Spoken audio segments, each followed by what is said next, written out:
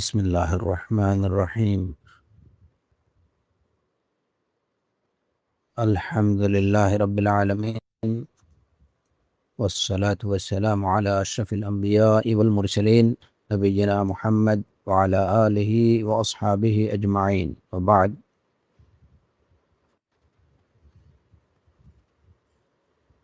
إخوتي الكرام، السلام عليكم ورحمة الله وبركاته. আমাদের আজকের আলোচনা ইমাম বারবাহারী রাহিমাহুল্লাহ শরহুস সুন্নাহ এবং শেখ ফৌজান হাফিজাহুল্লাহর ব্যাখ্যা গ্রন্থ থেকে, শরহ ও শরহুস সুন্নাহ থেকে। আজকের বিষয়বস্তু হচ্ছে, ইমাম বারবাহারী রাহিমাহুল্লাহ বলছেন, ওয়াল ঈমানু বিল মিজানি ইয়াউমাল কিয়ামাহ ইউজানু ফীহিল খায়রা ওয়াশ শাররা লাহু কিফফাতান ওয়া লাহু লিসান।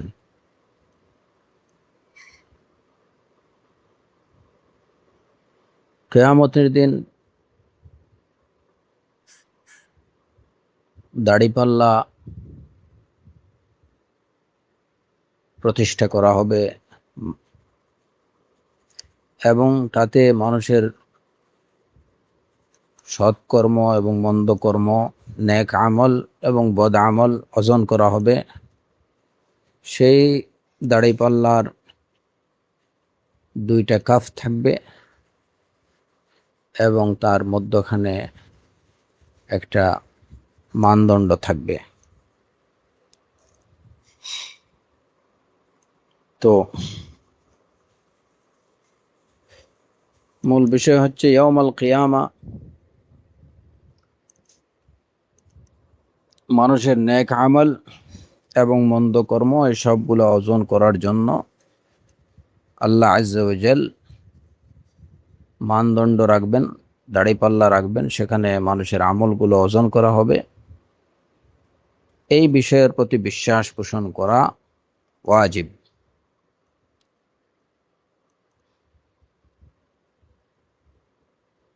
প্রত্যেক মুসলমানকে বিশ্বাস পোষণ করতে হবে যে তার আমল ইয়াউমাল কিয়ামা ওজন করা হবে,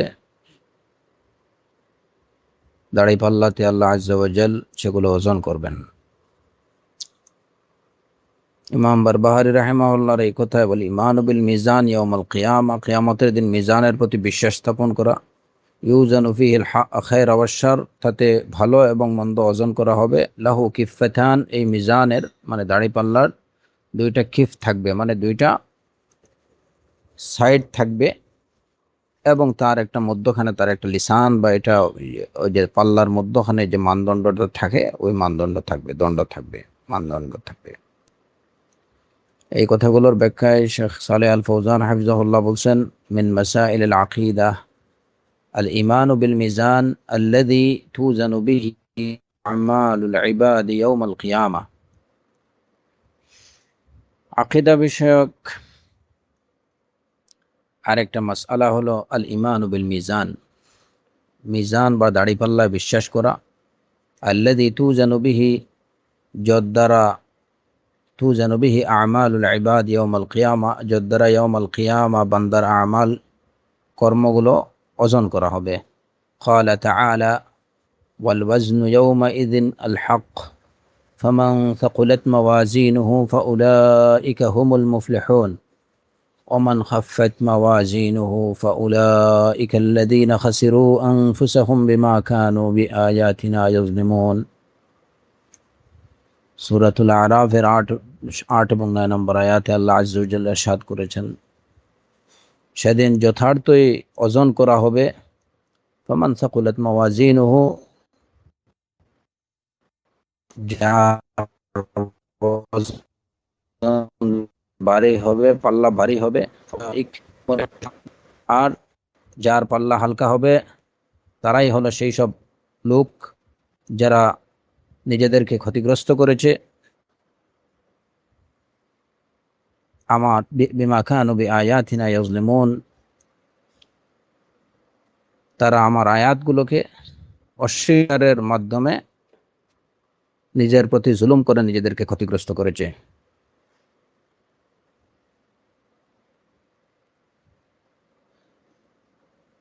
وفي الآية الأخرى خسروا أنفسهم في جهنم خالدون অন্য আয়াতে আল্লাহ আযজা ওয়া জাল্লা বলছেন যে তারা হচ্ছে সেই সব লোক যারা নিজেদেরকে ক্ষতিগ্রস্ত করেছে ফি জাহান্নামা খালিদুন, তারা জাহান্নামে চিরকাল থাকবে। ইযা সাকুলা মিজানুল হাসানাত সাইদাল আবদ ওয়া ইযা আকাস ওয়া সাকুলাতিস সাইয়্যাত হালাকাল আবদ। যখন উত্তম কর্মের বা সৎকর্মের পাল্লা যখন ভারী হবে তখনই বান্দা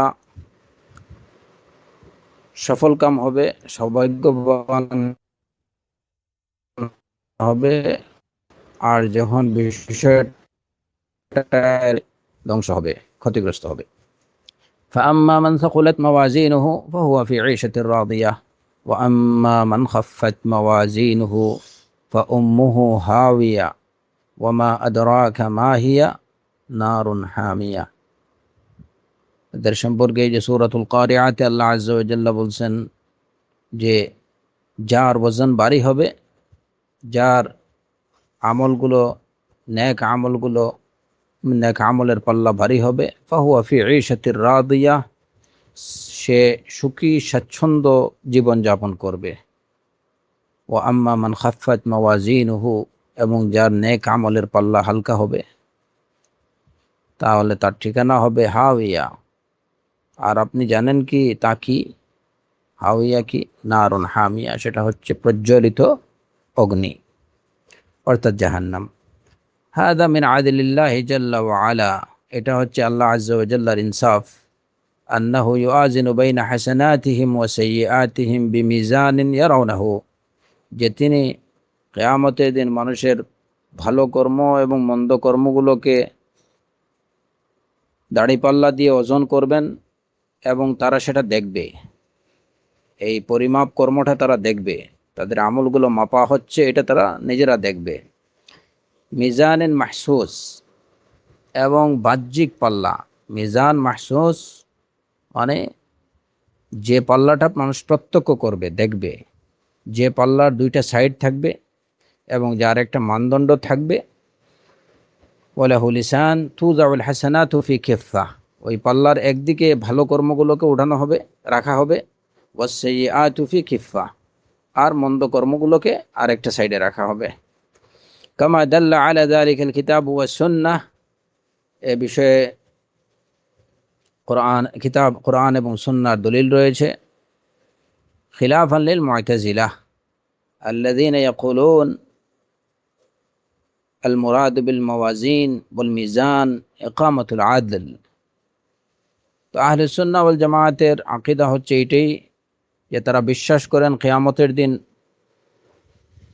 প্রকৃত অর্থেই বাহ্যিক দাড়িপাল্লা যেটা মানুষ প্রত্যক্ষ করবে, ওই রকম দাড়িপাল্লা দিয়েই, যেটা মানুষ দেখতে পাবে, ওইভাবেই মানুষের আমলগুলো ওজন করা হবে। এটা হচ্ছে আহলে সুন্নাহ ওয়াল জামায়াতের আকীদা। প্রত্যন্তরে মুতাজিলারা এর বিপরীত আকীদা পোষণ করে। তাদের কথা হচ্ছে যে এখানে যে কোরআন এবং সুন্নাতে যেখানে মিজানের কথা বলা হয়েছে, সেই মিজান দ্বারা আসলে মানে প্রকৃত অর্থে কোনো দাড়িপাল্লা বোঝানো হয়নি। সেখানে ইকামাতুল আদল, ইনসাফ প্রতিষ্ঠা করা হবে, দাড়িপাল্লা পরিমাপ করা হবে, এর দ্বারা ইনসাফ প্রতিষ্ঠা করা হবে, এটা বোঝানো হয়েছে। মানে তাদের কথা হলো যে প্রকৃত অর্থে এবং বাহ্যিক অর্থেই, আক্ষরিক অর্থেই যে দাড়িপাল্লা থাকবে এরকম কিছু না। ওয়া ইল্লা ফালাইসা হুনাকা মিজানুন মাহসুসুন বিনাআন আলা মাযহাবিহিমুল বাতিল, তাদের বাতিল মাযহাব অনুযায়ী মুতাজিলাদের, যে ওইখানে কোনো আক্ষরিক অর্থে কোনো মিজান বা দাড়িপাল্লা থাকবে না।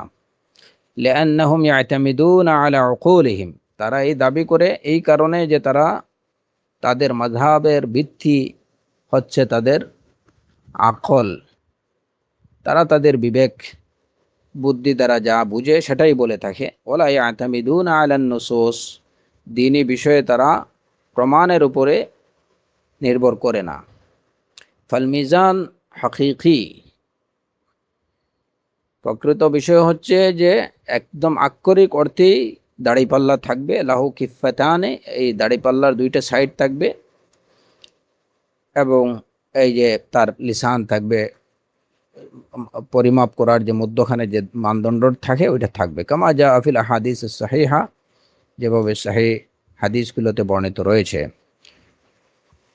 তারপরে শেখ সালেহ আল ফৌজান হাফিজাহুল্লাহ, ইমাম বারবাহারি রাহিমাহুল্লাহর এই কথা, ইউজানু ফিহিল খাইরু ওয়াশ শার, এই দাড়িপাল্লাতে ভালো এবং মন্দ পরিমাপ করা হবে, এই কথার ব্যাখ্যায় তিনি বলছেন আইল হাসানাত ওয়াস সাইয়্যাত, মানে খায়ের এবং শর বলতে কি, হাসানাত এবং সাইয়্যাত, উত্তম কর্ম এবং মন্দ কর্ম। কাউলুহু লাহু কিফাতানি ওয়া লাহু লিসান, তার দুইটা কিফ থাকবে এবং এর একটা লিসান বা মানদণ্ড থাকবে। এর ব্যাখ্যা কি, লাহু কিফাতানি কামা জাআ ফিল আহাদিস, এর দুইটা কিফ বা দুইটা সাইড থাকবে।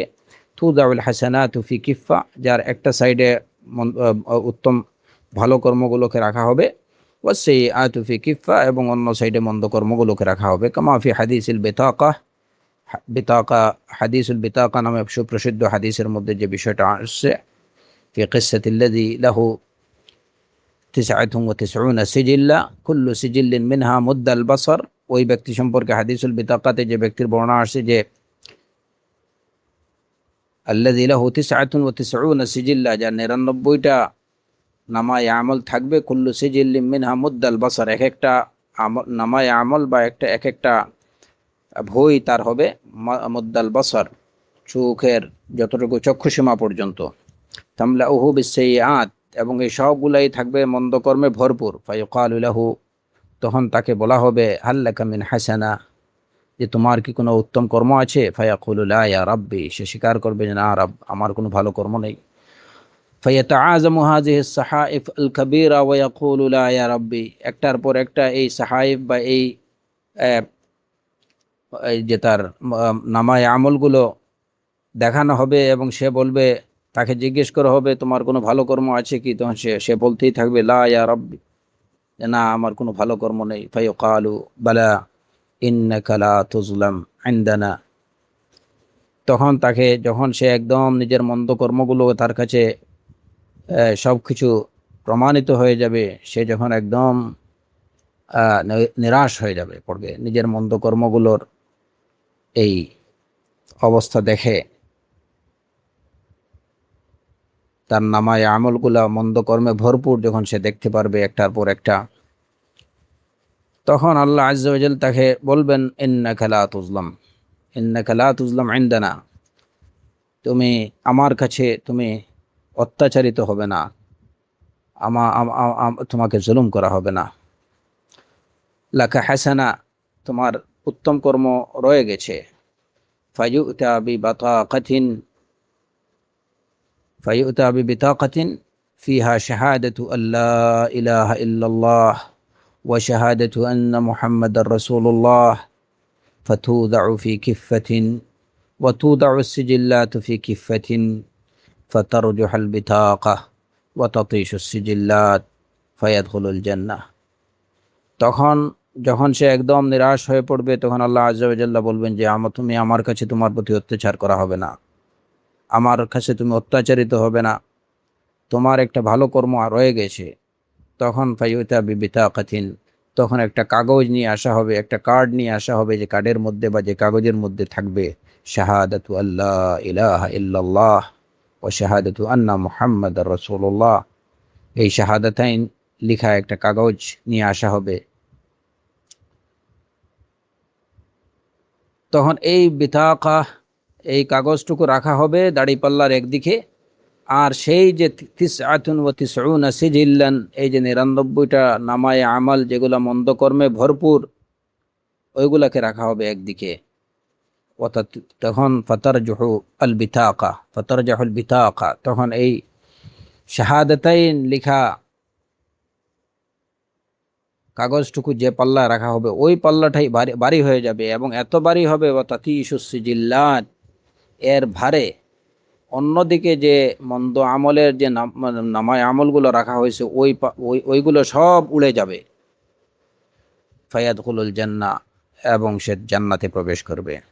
হাযা দালিলুন আলা আন্না হুনাকা কিফাতাইনি লিহাযাল মিজান তুদাউ ফিহা আল আমালু ইয়াওমাল কিয়ামা, এই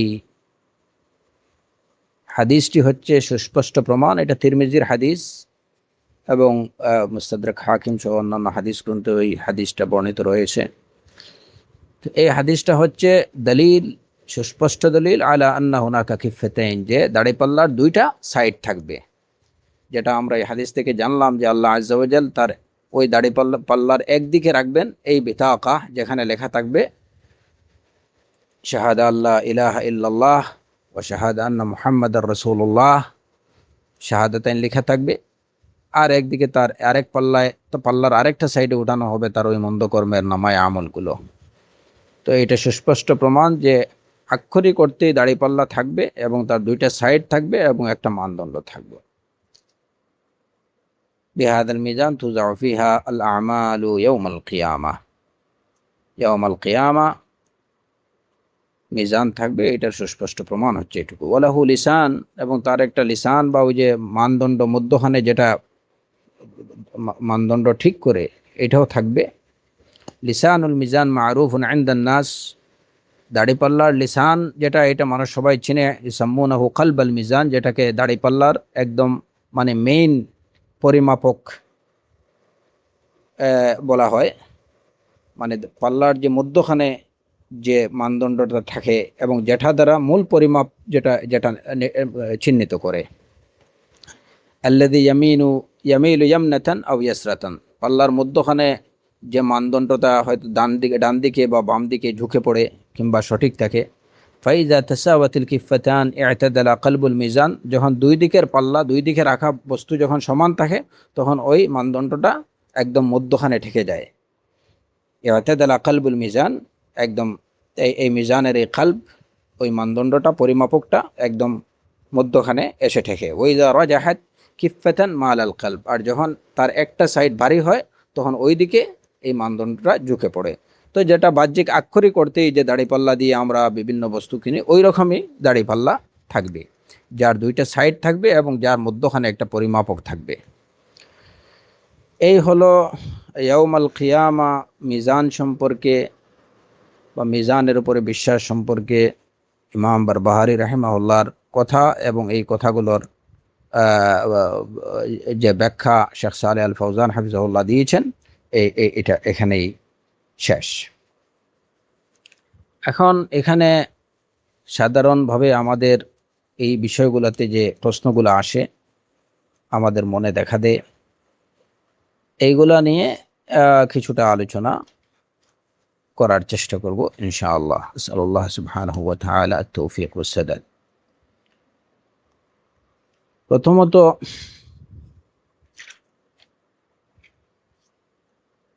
একটা প্রশ্ন হচ্ছে যে আমরা শেখ সালেহ আল ফৌজান হাফিজাহুল্লাহ মিজানের ব্যাখ্যায়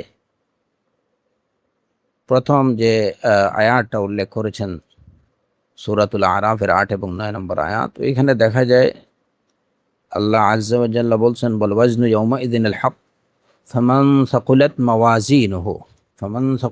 মাওয়াজিনুহু ফাউলাইকা হুমুল মুফলিহুন, যাদের মাওয়াজিনগুলো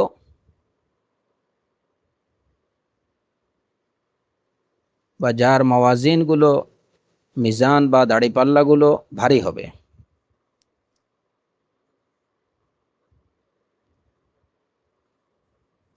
মাওয়াজিন শব্দটা বহুবচন উল্লেখ করা হয়েছে, যেটা মিজানের বহুবচন। আচ্ছা, সূরাতুল আম্বিয়াতেও দেখা যায় যে আল্লাহ আযজা ওয়া জাল্লা বলছেন, ওয়ানাদাউল মাওয়াজিনাল কিসতা লিয়াউমিল কিয়ামাহ, ওয়ানাদাউল মাওয়াজিনাল কিসতা লিয়াউমিল কিয়ামাহ, আমি ন্যায় বিচারের মানদণ্ড বা ন্যায় বিচারের দাড়িপাল্লা প্রতিষ্ঠিত করব ইয়াউমাল কিয়ামাহ। ওয়ানাজাউল মাওয়াজিন, এখানে নাদাউল মাওয়াজিন বলা হয়েছে যে আমি আক্ষরিক অর্থে মানে বাহ্যিক তার যে শাব্দিক যে তর্জমাটা, নাদাউল মাওয়াজিন, আমি প্রতিষ্ঠিত করব দাড়িপাল্লাগুলো ন্যায়ের বা ইনসাফের দাড়িপাল্লাগুলো আমি প্রতিষ্ঠিত করব ইয়াউমাল কিয়ামা। এখানে দাড়িপাল্লাগুলো বলা হয়েছে, মিজানের বহুবচন শব্দ ব্যবহার করা হয়েছে মাওয়াজিন। তারপরে যেমন এই যে সূরাতুল আরাফে আমরা দেখলাম যে এখানেও বলা হয়েছে মাওয়াজিন, ফামান সাকুলাত মাওয়াজিনুহু। তো এই আয়াতগুলো দ্বারা বোঝা যায় যে ইয়াউমাল কিয়ামা অনেকগুলো দাড়িপাল্লা প্রতিষ্ঠিত করা হবে, কারণ মিজানের বহুবচন মাওয়াজিন শব্দ বলা হয়েছে। আমরা যদি দেখি সহিহ বুখারী এবং মুসলিমে বর্ণিত হাদিস, রাসূলুল্লাহ সাল্লাল্লাহু আলাইহি ওয়াসাল্লাম বলেছেন, কালিমাতানি হাবিবাতানি ইলার রহমান খাফিফাতানি আলাল লিসান সাকিলাতানি ফিল মিজান সুবহানাল্লাহি ওয়া বিহামদিহি সুবহানাল্লাহিল আযীম। যে দুটি বাক্য আল্লাহ রহমানের কাছে অনেক খুবই প্রিয় এবং মুখে খুবই হালকা, উচ্চারণে খুবই হালকা। সাকিলাতানি ফিল মিজান, এবং মিজানে খুবই ভারী, দাড়িপাল্লায় খুবই ভারী। এখানে আল মিজান এক বচন ব্যবহার করা হয়েছে, মিজান মাওয়াজিন বলা হয়নি। সাকিলাতানি ফিল মিজান।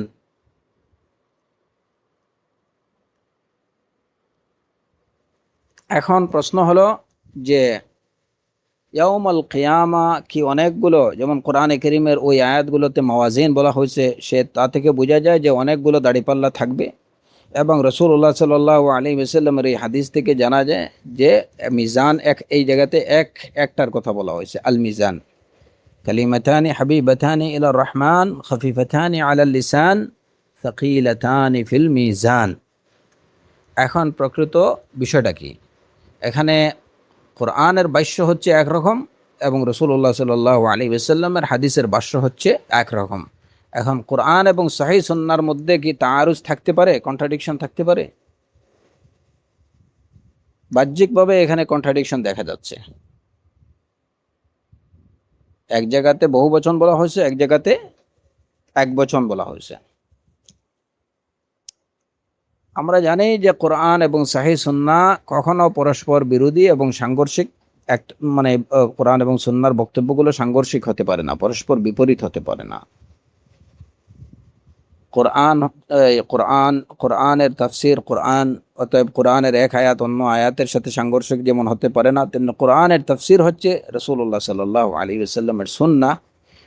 তো সহিহ সুন্নাহ কখনো কোরআনে কারীমের সাথে সাংঘর্ষিক হতে পারে না, বিপরীত হতে পারে না। তো এই যে বৈপরীত্য, বাহ্যিকভাবে আমরা এই যে বৈপরীত্য দেখছি, এর জবাব কি? শেখ উসাইমিন রাহিমাহুল্লাহ বলেছেন যে এই প্রশ্নের জবাবে আমরা বলতে পারি, বা এখানে আমরা সমন্বয় করব এভাবে, যে কোরআনে কারীমে যেখানে মাওয়াজিন বলা হয়েছে, ওয়া নাযাউল মাওয়াজিন আল কিসত লিয়াউমিল কিয়ামাহ, কিংবা ওয়াল ওয়াজনু ইয়াউমাইযিন আল হাক্কু লিররহমান, ওয়াল ওয়াজনু ইয়াউমাইযিন আল হক ফামান সাকুলাত মাওয়াজিনুহু। তো এই যে আয়াতগুলোতে মাওয়াজিন বলা হয়েছে, সেখানে দাড়িপাল্লা বোঝানো হয়নি, বরঞ্চ দাড়িপাল্লাতে যে বিষয়গুলো পরিমাপ করা হবে ওইগুলা বোঝানো হয়েছে। পাল্লা ভারী হবে, পাল্লাগুলো ভারী হবে, মানে পাল্লাগুলোতে যা পরিমাপ করা হবে ওইগুলো ভারী হবে। তো এইভাবে পাল্লা বলে পাল্লায় যে বিষয়গুলো ওজন করা হয় ওইগুলা বোঝানো, এটা আহলে আরববাসী বা বাংলাভাষী সব ভাষীদের মধ্যেই এরকম ব্যবহার, শব্দের এরকম বহুল ব্যবহার পাওয়া যায়। যে পাল্লা বলে পাল্লার মধ্যে যে বিষয়, যে বস্তুটা ওজন করা হয় ওই বস্তুকে বোঝানো হয়। তো যেখানে মাওয়াজিন বহুবচন বলা হয়েছে, সেখানে মাওয়াজিন বলতে মূল দাড়িপাল্লা বা পরিমাপককে বোঝানো হয়নি, বরং যে বস্তুকে পরিমাপ করা হবে ওই বস্তুগুলোকে বোঝানো হয়েছে, এবং ওই বস্তুগুলো যেহেতু অনেকগুলো, সেই হিসাবেই মাওয়াজিন বলা হয়েছে। এবং যেখানে মিজান বলা হয়েছে, এক বচন বলা হয়েছে, ওইখানে মূল পরিমাপককে বোঝানো হয়েছে, পরিমাপের যন্ত্রটাকেই বোঝানো হয়েছে। পরিমাপের যন্ত্রটা হবে একটা, হ্যাঁ, ওই হিসাবে আল মিজান সাকিলাতানি ফিল মিজান এক বচন বলা হয়েছে। এটা মানে পরিমাপক হবে একটা, পরিমাপের যন্ত্র হবে একটা। আর যে বিষয়গুলোকে পরিমাপ করা হবে এগুলা যেহেতু অসংখ্য, সেই অর্থে বলা হয়েছে মাওয়াজিন। এটা একটা জবাব। আরেকটা জবাব হতে পারে যে প্রত্যেক উম্মতের জন্য একটা করে দাড়িপাল্লা থাকবে, প্রত্যেক উম্মার জন্য একটা করে দাড়িপাল্লা থাকবে, সেই হিসাবে মাওয়াজিন অনেকগুলো, যেহেতু অনেকগুলো উম্মাহ এবং প্রত্যেক উম্মতের জন্য যদি একটা করে দাড়িপাল্লা থাকে তাহলে অনেকগুলো, তো সেই হিসাবে মাওয়াজিন বলা হয়েছে। আর আরেকটা জবাব হতে পারে, তাহলে যদি আমরা বলি যে অনেকগুলো, যে প্রত্যেক উম্মার জন্য একটা করে মিজান থাকবে, তাহলে তো মাওয়াজিন অনেকগুলো মাওয়াজিন হবে, এটা আমরা বুঝলাম। তাহলে মিজান যেটা বলা হইলো সাকিলাতানে ফিল মিজান, এইটার জবাব কি দেব? এটার জবাব হচ্ছে যে সাকিলাতানে ফিল মিজান, পাল্লায় ভারী হবে, তার মানে কি ওজনে ভারী হবে, আই ফিল ওয়াজান। সাকিলাতানে ফিল মিজান বলতে এখানে মিজান বলতে পরিমাপ যন্ত্রকে বোঝানো হয়নি, বরং ওজনটাকে বোঝানো হয়েছে, যে ওজনে ভারী হবে। কিন্তু এইটুকু বলার পরে শেখ হুসাইমিন রাহিমাহুল্লাহ তিনি বলেছেন যে এখানে যে বিষয়টা সবচেয়ে বেশি স্পষ্ট মনে হয় এবং আল্লাহ তাআলা এই সবচেয়ে ভালো জানেন, যে পরিমাপ যন্ত্র হবে একটাই। আর যেটা ওই যে রাসূলুল্লাহ সাল্লাল্লাহু আলাইহি ওয়াসাল্লামের হাদিসে বর্ণিত হয়েছে সাকিলাতানি ফিল মিজান, মিজান এক বচন ব্যবহার করা হয়েছে। তো তিনি বলতেছেন যে দলিল, এই সম্পর্কিত দলিল আদিল্লাগুলোর ভিত্তিতে যে বিষয়টা সবচেয়ে বেশি স্পষ্ট এবং পরিষ্কার মনে হয়, এবং সর্ববিষয়ে আল্লাহই সবচেয়ে বেশি জানেন, যে পরিমাপ যন্ত্র হবে একটা। আর যেখানে মাওয়াজিন মিজান বহুবচন ব্যবহার করা হয়েছে, সেটা হচ্ছে যে ওজনকৃত বস্তুগুলো যেহেতু অনেকগুলো বস্তু হবে, সেই হিসাবে ওইগুলোকে মাওয়াজিন বলা হয়েছে। এবং এর দলিল কি? ফামান সাকুলাত মাওয়াজিনুহু, ফামান সাকুলাত মাওয়াজিনুহু, যার মিজানগুলো ভারী হবে, যার মিজানগুলো ভারী হবে। তো যার মিজানগুলো ভারী হবে, এখানে বান্দার মিজান হু যে জমির, এই জমিরের মারজা হচ্ছে ইনসান। যে ইনসানের বা যে মানুষের মিজানগুলো ভারী হবে, তার মানে কি যে মানুষের কর্মগুলো, কারণ ওজন করা হবে তার কর্মকে, অতএব ওজনকৃত বস্তু বোঝানো হয়েছে, যে তার যে বস্তুগুলোকে ওজন করা হবে, যে মানুষের কর্মগুলোকে, কর্ম, যে মানুষের কর্ম ভারী হবে, ওজনে ভারী হবে। তো এই আয়াত দ্বারা বোঝা যাচ্ছে যে এখানে মাওয়াজিন বলতে পরিমাপ যন্ত্রকে বোঝানো হয়নি, বরঞ্চ যেহেতু মাওয়াজিনুহু, যার মাওয়াজিনগুলো ভারী হবে, যেহেতু পরিমাপ যন্ত্রর মালিক কোনো মানুষ না, পরিমাপ যন্ত্রের মালিক হচ্ছেন আল্লাহ আযজা ওয়া জাল। আর এখানে বলা হয়েছে যে যার মাওয়াজিনগুলো, যার মিজানগুলো, যে যে মানুষের মিজানগুলো। তো মানুষের মিজান বলতে কি? যেহেতু মানুষের কোনো দাড়িপাল্লার মালিক মানুষ না, বরঞ্চ সে কিসের মালিক? সে হচ্ছে তার কর্মের মালিক। তার যে কর্মগুলোকে ওজন করা হবে, এইগুলা যদি ভারী হয়, তো এই দলিলের ভিত্তিতে শাইখুনা উসাইমিন রাহিমাহুল্লাহ বলছেন যে আমার কাছে এটাই সবচেয়ে বেশি স্পষ্ট মনে হচ্ছে, যে মিজান বা দাড়িপাল্লা হবে একটা, অনেকগুলো হবে না।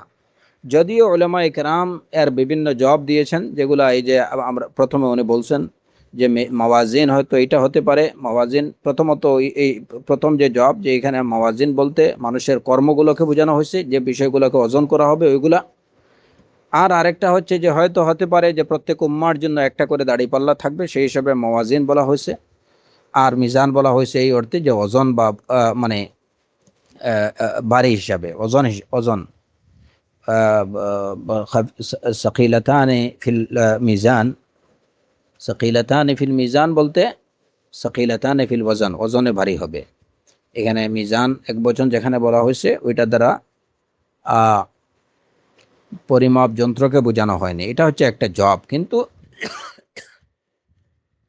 মূল বিষয় হচ্ছে যে এইটাই দলিল, কোরআন এবং সুন্নাহর দলিল প্রমাণের ভিত্তিতে এইটাই সবচেয়ে বেশি স্পষ্ট সুস্পষ্ট বলে মনে হয় যে মিজান বা পরিমাপ যন্ত্র হবে একটা, যেটা দ্বারা মানুষের কর্মগুলোকে ওজন করা হবে।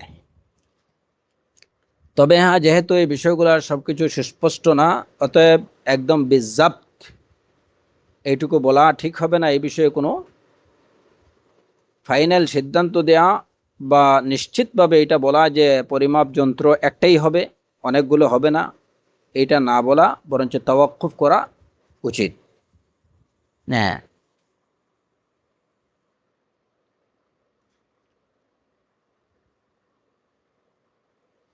এটা নিশ্চিতভাবে এটা বলা উচিত না যে প্রত্যেক উম্মতের জন্য একটা করে মিজান হবে, কিংবা সকল উম্মতের জন্য একটা মিজান হবে, এটা বলা উচিত না, না বলাই উত্তম। যদিও দলিল প্রমাণের দ্বারা এই বিষয়টা মানে বেশি অতিরিক্ত মানে বেশি স্পষ্ট মনে হচ্ছে যে মিজান একটাই হবে।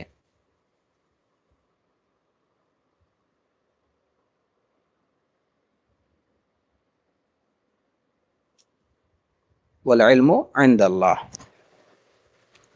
তবে প্রত্যেক মুমিনের উচিত, মুসলমানের উচিত বিশ্বাস, এই বিশ্বাস পোষণ করা যে কিয়ামতের দিন আল্লাহ আজ্জা ওয়া জাল দাড়িপাল্লা প্রতিষ্ঠিত করবেন, মানুষের ভালো এবং মন্দ কর্ম সেখানে পরিমাপ করা হবে। এই বিশ্বাস অবশ্যই পোষণ করতে হবে।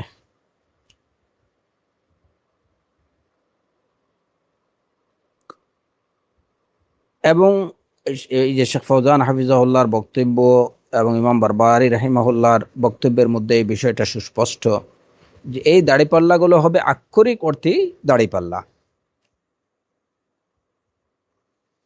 আক্ষরিক অর্থেই দাড়িপাল্লা। আমরা দাড়িপাল্লা যে বলতে যেটা বুঝি ওই রকমই দাড়িপাল্লা হবে। মুতাজিলিদের মতো এইটুকু বলা যাবে না যে এখানে দাড়িপাল্লা বলতে আসলে প্রকৃত অর্থে বা আক্ষরিক অর্থে কোনো দাড়িপাল্লা থাকবে না, এখানে দাড়িপাল্লা বলতে ন্যায় বিচারকে বোঝানো হয়েছে। আহলে সুন্নাহ ওয়াল জামাত এরূপ কথা বলেন না। কারণ কোরআন এবং সুন্নাহর যে দলিলগুলো, এতদ বিষয়ক যে দলিলগুলো, সেই দলিলগুলোতে আক্ষরিক অর্থে মিজানের কথা বলা হয়েছে। এখন এই বাহ্যিক অর্থকে বাদ দিয়ে ভিন্ন অর্থ গ্রহণ করা, বাহ্যিক অর্থকে, কোনো শব্দের বাহ্যিক অর্থকে বাদ দিয়ে ভিন্ন অর্থ গ্রহণ করার জন্য সুস্পষ্ট দলিল থাকতে হবে।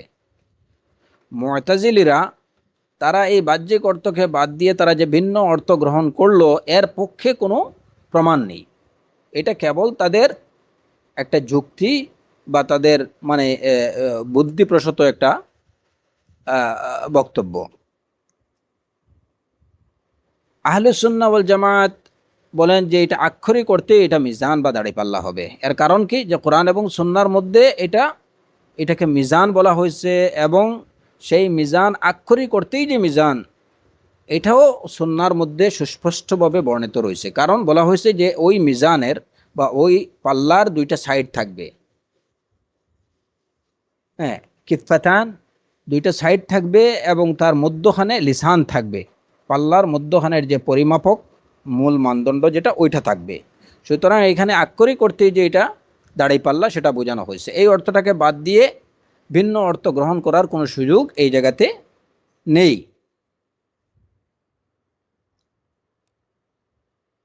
মুতাজিলিদের তাদের এই যে তাদের মাযহাবটা, এটা হচ্ছে যুক্তি নির্ভর, তারা প্রমাণের উপরে নির্ভরশীল না, যে কারণে তারা কোরআন এবং সুন্নাহর বাহ্যিক অর্থকে বাদ দিয়ে তাদের মন গড়া যুক্তিপ্রসূত বা বুদ্ধিপ্রসূত যে কোনো একটা অর্থ তারা গ্রহণ করে থাকে, যেটা হচ্ছে একদম বাতিল এবং যেটা কোনোভাবেই আহলুস সুন্নাহ ওয়াল জামায়াতের নীতি হতে পারে না। এটা কোনোভাবেই আহলুস সুন্নাহ ওয়াল জামায়াতের, আহলুস সুন্নাহ ওয়াল জামায়াতের নীতি কি, যে কোনো বিষয়ে কোরআন এবং সুন্নাহর বাহ্যিক যে অর্থ আছে আপনাকে সেই বাহ্যিক অর্থটা গ্রহণ করতে হবে, যতক্ষণ না ভিন্ন অর্থ গ্রহণের পক্ষে সুস্পষ্ট বিশুদ্ধ কোনো প্রমাণ পাওয়া যাবে। যদি ওই বাহ্যিক অর্থকে বাদ দিয়ে ভিন্ন অর্থ গ্রহণ করার পক্ষে সুস্পষ্ট কোনো প্রমাণ, বিশুদ্ধ কোনো প্রমাণ পাওয়া যায়, তাহলে সেটা করা যাবে, নতুবা ওই বাহ্যিক অর্থটাকে গ্রহণ করতে হবে। এখন তারা যে মিজানের অর্থ এখানে আদাল বা ইনসাফ প্রতিষ্ঠা, ন্যায় প্রতিষ্ঠাকে বুঝালো, এর পক্ষে কি কোনো তাদের কাছে কোনো প্রমাণ, কোরআন এবং সুন্নাহর কোনো প্রমাণ আছে, বিশুদ্ধ কোনো প্রমাণ আছে? নেই। অতএব তাদের এই দাবি বাতিল। তারা তাদের পক্ষে একটা কথা বলে থাকে যে এই যে কোরআনে কারীমের সূরাতুন নাহলের আয়াত, ইন্নাল্লাহা ইয়া'মুরু বিল আদলি ওয়াল ইহসান, যে আল্লাহ ন্যায় প্রতিষ্ঠার এবং ইহসানের নির্দেশ দেন। তো এখানে ন্যায় প্রতিষ্ঠা এবং ইহসানের নির্দেশ দেন, এটা তো আমরা সবাই এই আল্লাহ সুবহানাহু ওয়া তাআলা ন্যায় প্রতিষ্ঠার, আদলের নির্দেশ দেন। আল্লাহ আযজা ওয়া জাল্লা আদলকে ভালোবাসেন, ইহসানকে ভালোবাসেন, এটা আহলুস সুন্নাহ সবাই স্বীকার করে। কিন্তু তাই বলে মিজানের অর্থ যে আদল হয়ে গেল, আদল প্রতিষ্ঠা হয়ে গেল, এটা কিভাবে? এটার পক্ষে কি দলিল? কোনো দলিল নেই। আচ্ছা, তারপরে তৃতীয় বিষয় হলো যে আমলগুলো কিভাবে ওজন করা হবে। কারণ আমল হচ্ছে একটা,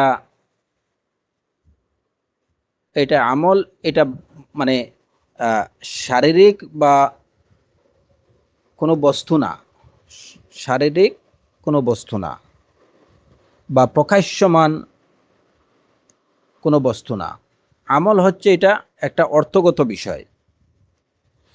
আপনি একটা নেক আমল করলেন, যেমন 2 রাকাত সালাত পড়লেন, এটা একটা নেক আমল। এই নেক আমলকে আপনি ধরতেও পারতেছেন না, ছুঁইতেও পারতেছেন না, কারণ এটার বাহ্যিক কোনো রূপ নেই, এটা কোনো বাহ্যিক কোনো বস্তু না, এটা হচ্ছে অর্থগত একটা বিষয়। এখন এই অর্থগত বিষয়কে আপনি পাল্লাতে উঠাবেন কি করে? কোনো আহলুল বাতিলের মধ্যে কিংবা অনেক মুসলমানের মনের মধ্যে এই প্রশ্ন আসতে পারে যে আমরা বিশ্বাস করলাম কিয়ামতের দিন আল্লাহ আযজা ওয়া জাল মানুষের কর্মগুলোকে ওজন করবেন, পরিমাপ করবেন। এখন কিভাবে পরিমাপ করবেন? কর্ম, ভালো এবং মন্দ, এই যে কর্ম, এই কর্মটা তো, এটার তো কোনো রূপরেখা নেই, এটা তো কোনো বাহ্যিক কোনো বস্তু না যে এটাকে আপনি পাল্লায় উঠাবেন। এটা তো হচ্ছে একটা অর্থগত বিষয়। সে অর্থগত বিষয়কে আপনি পাল্লায় উঠাবেন কি করে? এটার কোনো দেহ নেই, এটার কোনো শরীর বা আকৃতি নেই। আজকে যদি এটা ওই যে চিনি ময়দা টাইপের কিছু হইতো, তাহলে এটাকে আপনি পাল্লায় উঠাইতে পারতেন। এটা তো ওরকম কিছু না। এর জবাব কি? শেখ উসাইমিন রাহিমাহুল্লাহ বলছেন যে এর জবাব হচ্ছে আল্লাহ আযজা ওয়া জাল কিয়ামতের দিন মানুষের আমলগুলোকে আকৃতি দান করবেন। মানুষের আমলগুলোকে আকৃতি, বাহ্যিক আকৃতি দান করবেন। এগুলো একটা বস্তুর আকারে প্রকাশিত হবে।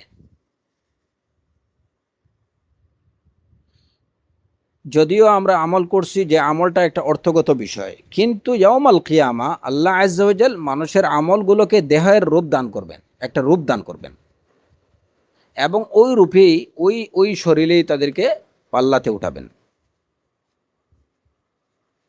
এটা আল্লাহ সুবহানাহু ওয়া তাআলার জন্য খুবই সহজ, আল্লাহর কুদরা, এবং এটা আল্লাহর জন্য খুবই সহজ একটা কাজ। ওই আমলগুলোকে বাহ্যিক রূপ দেয়া আল্লাহর জন্য কোনো কঠিন বিষয় না,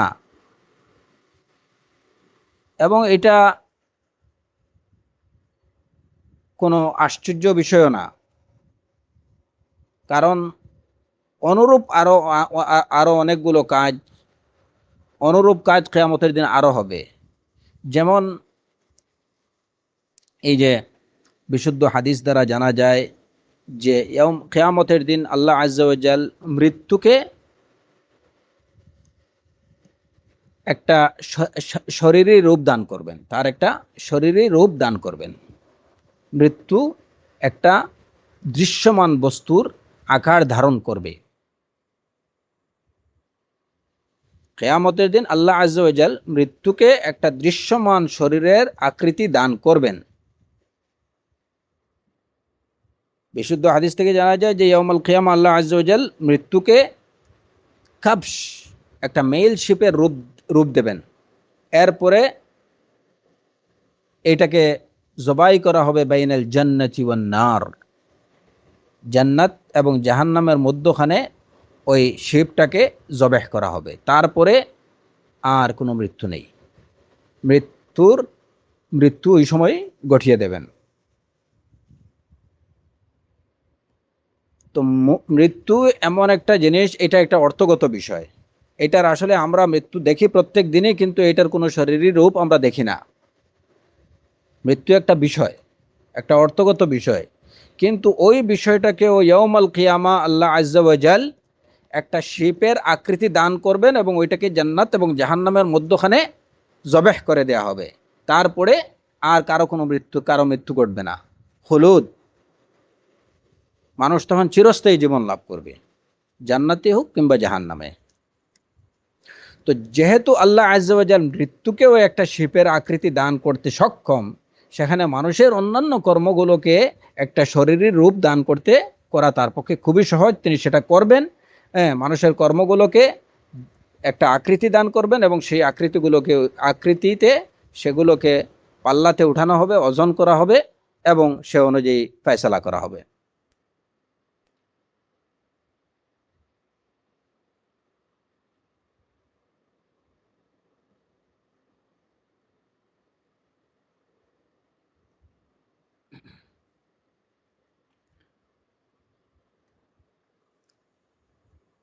আরেকটা বিষয় হলো যে পরিমাপ করা হবে ভালো এবং মন্দ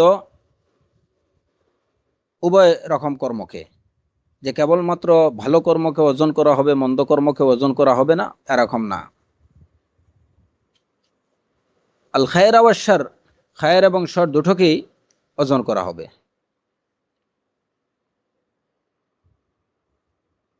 অতএব এই যে ইমাম বারবাহারি রাহিমাহুল্লাহর এই কথা যে ইউজানু ফিহি আল খাইর ওয়াশ শার, দাড়িপাল্লায় ভালো এবং মন্দ দুই ধরনের কর্মকে ওজন করা হবে, এই কথা দ্বারা তিনি ওই বিভ্রান্তিকে নিরসন করতে চাইছেন যে কেউ হয়তো মনে করতে পারে পাল্লাতে কেবল ভালো কর্মকে পরিমাপ করা হবে কিংবা পাল্লাতে কেবল মন্দ কর্মকে পরিমাপ করা হবে। না, দুই ধরনের কর্মই পরিমাপ করা হবে। সূরাতুজ জালজালাতে আল্লাহ আজ্জা ওয়া জাল্লা বলছেন, ইয়াউমা ইযিন ইয়াসদুরুন নাসু আশতাতান লিয়ুরাউ আমালাহুম ফামান ইয়ামাল মিসকালা যাররাতিন খাইরান ইয়ারাহ ওয়া মান ইয়ামাল মিসকালা যাররাতিন শাররান ইয়ারাহ। যেদিন মানুষ বিভিন্ন দলে আত্মপ্রকাশ করবে লিয়ুরাউ আমালাহুম, যাতে তাদেরকে তাদের আমলগুলো দেখিয়ে দেয়া হয়। যারা অনুপরিমাণ ভালো কাজ করবে তারা সেটা দেখতে পাবে, এবং যারা অনুপরিমাণ মন্দ কর্ম করবে তারা সেটাও দেখতে পাবে। অতএব ভালো এবং মন্দ দুইটাই তারা দেখবে এবং দুই ধরনের আমলই পরিমাপ করা হবে। এবং এই যে সাহেব বুখারী এবং মুসলিমের ওই হাদিস, কালিমাতানি হাবিবাতানি ইলার রহমান খফিফাতানি আলাল লিসান সাকিলাতানি ফিল মিজান, এই হাদিস দ্বারাও এই বিষয়টা একদম স্পষ্টভাবে প্রমাণিত হয় যে আমল করা হবে কিছুক্ষণ কি আমল মানে ওজন করা হবে আমলকে, অন্য কিছুকে না। ওজন করা হবে আমলকে,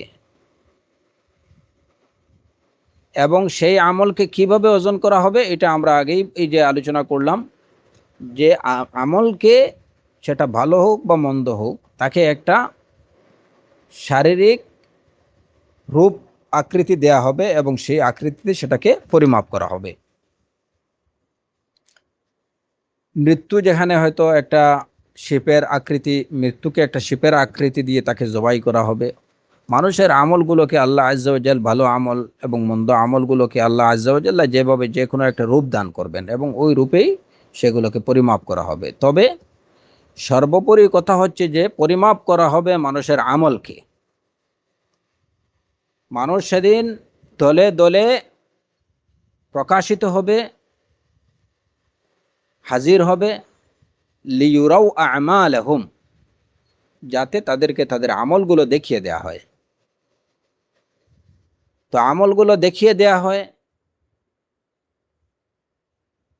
পরিমাপের দ্বারা, তারা যেন দেখতে পারে যে তাদের ভালো কর্মের ভাগ বেশি না তাদের মন্দ কর্মের ভাগ বেশি, এই বিষয়টা তারা দেখবে। এমনিভাবে তারা সচক্ষে তাদের আমলগুলোকে দেখতে পাবে, কারণ তখন আল্লাহ আজ্জা ওয়া জাল্লা আমলগুলোকে একটা শরীরের রূপ দান করবেন। তো আমলগুলোকেও তারা দেখবে।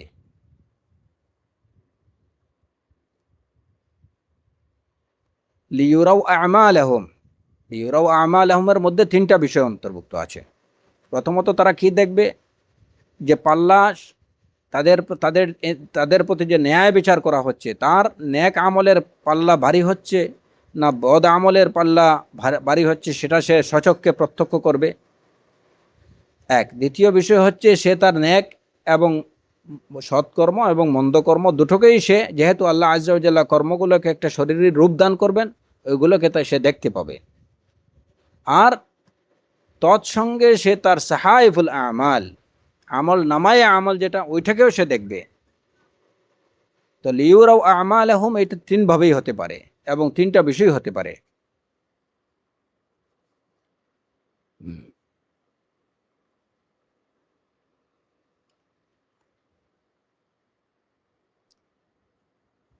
এখন এই জায়গাতে একটা প্রশ্ন হতে পারে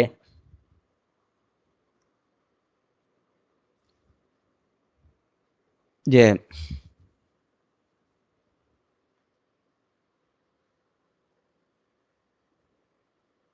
হাদিসুল বাতাকা, যেটা হাদিসুল বিতাকাতে আমরা কি জানলাম, যে একজন লোক তার ৯৯টি নামায় আমল হবে এবং এক একটির দৈর্ঘ্য হবে তার চক্ষুসীমা পর্যন্ত এবং সবগুলাই মন্দকর্মে ভরপুর। আল্লাহ আজ্জা ওয়া জাল তাকে জিজ্ঞেস করবেন যে তোমার কি কোনো ভালো ন্যাক কর্ম সৎকর্ম আছে? সে বলবে যে না ইয়া রাব, লা ইয়া রাব, আমার কোনো ভালো কর্ম নেই। তো এইভাবে যখন সে নিজের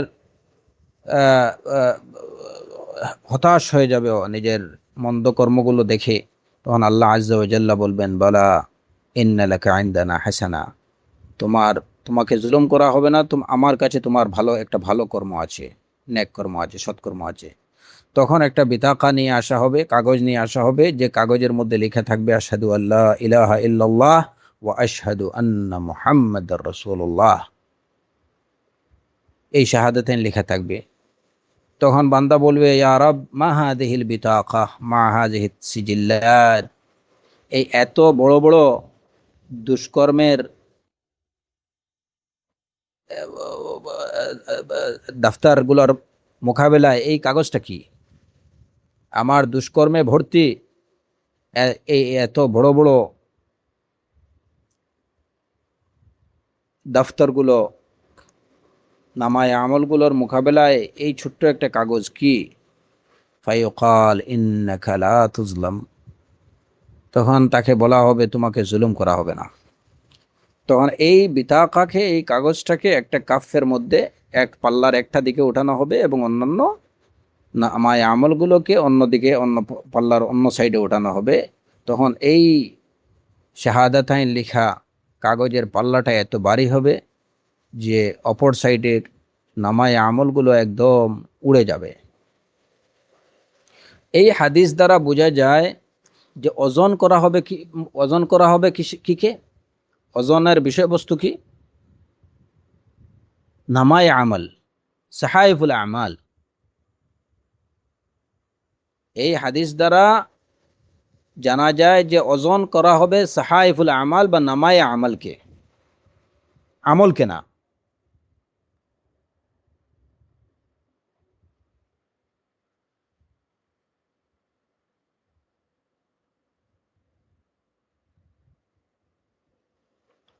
আর আমরা আগে জানলাম যে কি ওজন করা হবে আমলকে।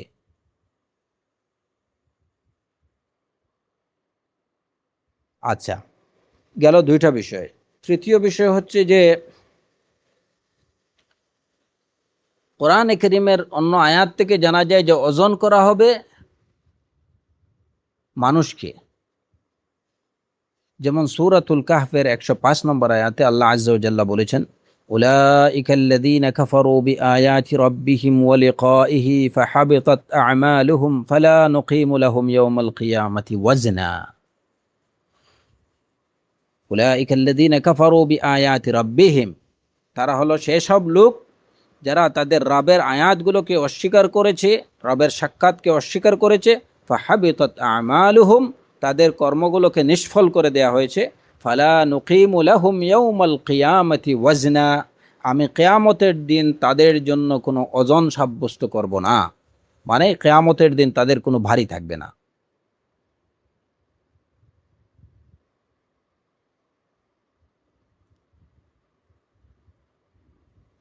এই আয়াত দ্বারা ফালা নুকিমু লাহুম ইয়াউমাল কিয়ামা, যারা আল্লাহর আয়াতগুলোকে, আল্লাহর সাক্ষাৎগুলোকে অস্বীকার করে, আল্লাহ আযজা ওয়া জাল্লা বলছেন যে তাদের কিয়ামতের দিন ফালা নুকিমু লাহুম ইয়াউমাল কিয়ামাতি ওয়াজনান, কিয়ামতের দিন তাদের জন্য কোনো ওজন প্রতিষ্ঠা করা হবে না। মানে তাদের কোনো ভারী পাল্লাতে তারা মোটেও ভারী হবে না, এটা একটা অর্থ। ফালা নুকিমু লাহুম ইয়াউমাল কিয়ামাতি ওয়াজনা, যে তাদের কোনো পরিমাপই করা হবে না। তাহলে বোঝা গেল যে অন্যদের পরিমাপ করা হবে, এদেরকে পরিমাপ করা হবে না। দুইটা অর্থেই বোঝা যায় যে এখানে মানুষকে পরিমাপ করা হবে। যদি আমরা বলি ফালা নুকিমু লাহুম ইয়াউমাল কিয়ামাতি ওয়াজনান, যে তাদের জন্য কিয়ামতের দিন কোনো ওজনই প্রতিষ্ঠা করা হবে না, তাদেরকে পরিমাপই করা হবে না, তাহলে বোঝা গেল যে অন্যদেরকে পরিমাপ করা হবে। আর যদি আমরা বলি ফালা নুকিম, যে কিয়ামতের দিন তাদেরকে ওজন করা হবে, ফালা নুকিমু লাহুম ইয়াউমাল কিয়ামাতি ওয়াজনান, কিন্তু তাদের কোনো ওজন থাকবে না, পাল্লাতে উঠানো হবে কিন্তু এদের কোনো ওজন থাকবে না, যে তাদের পাল্লা ভারী হওয়ার মতো কিছু না, এদের কোনো ওজন ভারী থাকবে না, এদের কোনো ভার বা ওজন থাকবে না, এরা হবে ওয়েটলেস। তো এই আয়াত দ্বারা বোঝা যায় যে পরিমাপের বিষয়বস্তু হচ্ছে মানুষ। তিনটা বিষয়, একটা হচ্ছে এরপরে যেমন এই যে পরিমাপের বিষয়বস্তু মানুষ, এটা বোঝা যায় আরেকটা হাদিস থেকে, ইবনে মাসউদ রাদিয়াল্লাহু আনহুর হাদিস থেকে। তো যেটাতে তিনি একবার ওই আরাকের মেসওয়াক, হ্যাঁ, মেসওয়াকের জন্য আরাকের ডাল সংগ্রহ করছিলেন। তো ইবনে মাসউদ রাদিয়াল্লাহু আনহু উনি ছিলেন, উনি, তার পায়ের গোড়ালি ছিল খুবই ছোট, হালকা।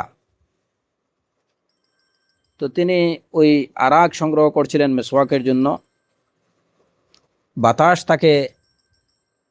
বাতাসে তিনি নড়ছিলেন, মানে এতই হালকা ছিলেন যে বাতাস তাকে দুলাচ্ছিল। ওইটা দেখে সাহাবায়ে কেরাম, উপস্থিত অন্যান্য সাহাবায়ে কেরাম হাসছিলেন।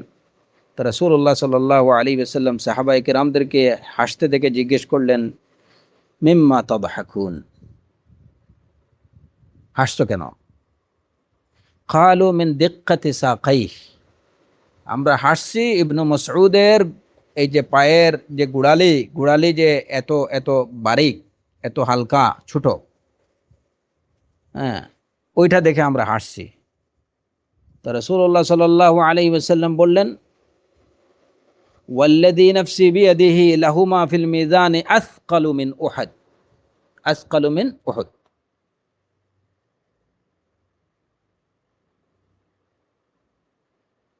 যার হাতে আমার প্রাণ তার শপথ করে বলছি, এই দুই গোড়ালি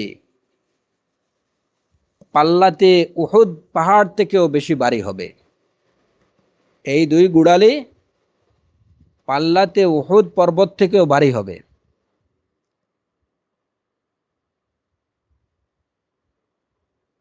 ইবনে মাসউদ রাদিয়াল্লাহু আনহু। এই হাদিস থেকে বোঝা গেল যে পরিমাপের বিষয়বস্তু হচ্ছে মানুষ। তিনটা বিষয়, আল আমাল, আল আমিল ওয়াস সাহাইফ। কোরআন এবং সুন্নাহর দলিলগুলোর দিকে তাকালে তিনটা বিষয় পাওয়া যায়, যে পরিমাপ করা হবে আমলকে, পরিমাপ করা হবে আমলকারীকে, পরিমাপ করা হবে তার নামায় আমলকে। এখন এই বিষয়, তিনটা বিষয়ের মধ্যে সমন্বয় কিভাবে আমরা করব, মানে আসলে কোন বিষয়টাকে পরিমাপ, মানে এই যে আমলকারীকে ওজন করা হবে না আমলকে ওজন করা হবে, নাকি নামায় আমল যে বইগুলার মধ্যে মানুষের আমল কর্ম লিখে রাখা হয়েছে, কিরামান কাতিবিনরা লিখছেন, ওইগুলা ওজন করা হবে।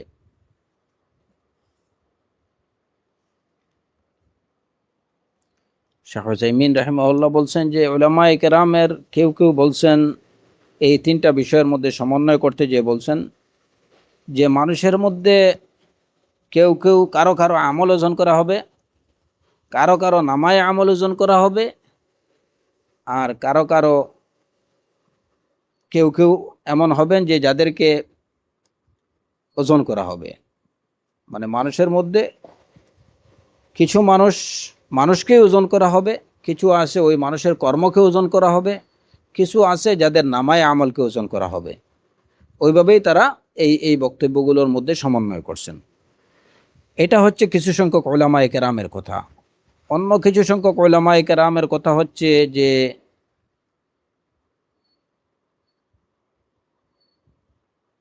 মানুষকে ওজন করা হবে, আমলকে ওজন করা হবে এই অবস্থায়, মানে যে আমলটা নামায়ে আমলের মধ্যে থাকবে, অর্থাৎ নামায়ে আমলের মাধ্যমে আমলকে ওজন করা হবে। আমলগুলো ওই নামায়ে আমল সাহাইফের মধ্যে থাকবে, এই অবস্থায় ওইগুলোকে ওজন করা হবে। আর সাহেবুল আমল বা আমলকারীকে ওজন করা হবে, এটা হচ্ছে কিছু সংখ্যক লোক, মানে এগুলা রেয়ার বা এক্সেপশন কিছু লোক আছেন যাদেরকে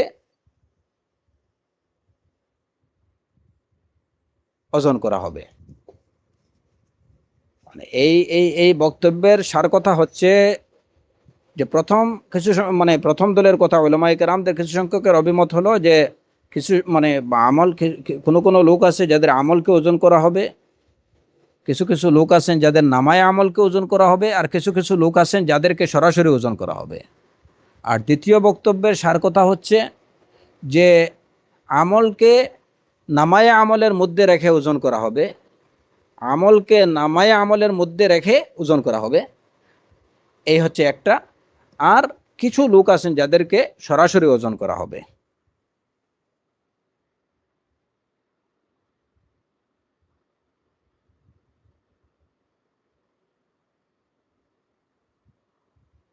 শাহ হুসাইমিন রাহিমাহুল্লাহ বলছেন যে এই বিষয়গুলোকে যখন গভীরভাবে যখন দেখা যায় বা বিশ্লেষণ করা হয়, তখন দেখা যায় যে বেশিরভাগ প্রমাণগুলো দ্বারা প্রমাণিত হয় যে ওজন করা হবে আমলকে। বেশিরভাগ মানে এত সম্পর্কিত যে নুসুসগুলো বা প্রমাণগুলো আছে, এই প্রমাণগুলোকে যদি বিশ্লেষণ করা যায় বা গভীরভাবে দেখা যায়, তাহলে প্রমাণিত হয় যে মূলত ওজন করা হবে আমলকে। পরিমাপের মূল বিষয়বস্তু হচ্ছে আমল। তবে কিছু সংখ্যক লোক, বিশেষ কিছু লোক, যাদের নামায়ে আমলকে ওজন করা হবে কিংবা সরাসরি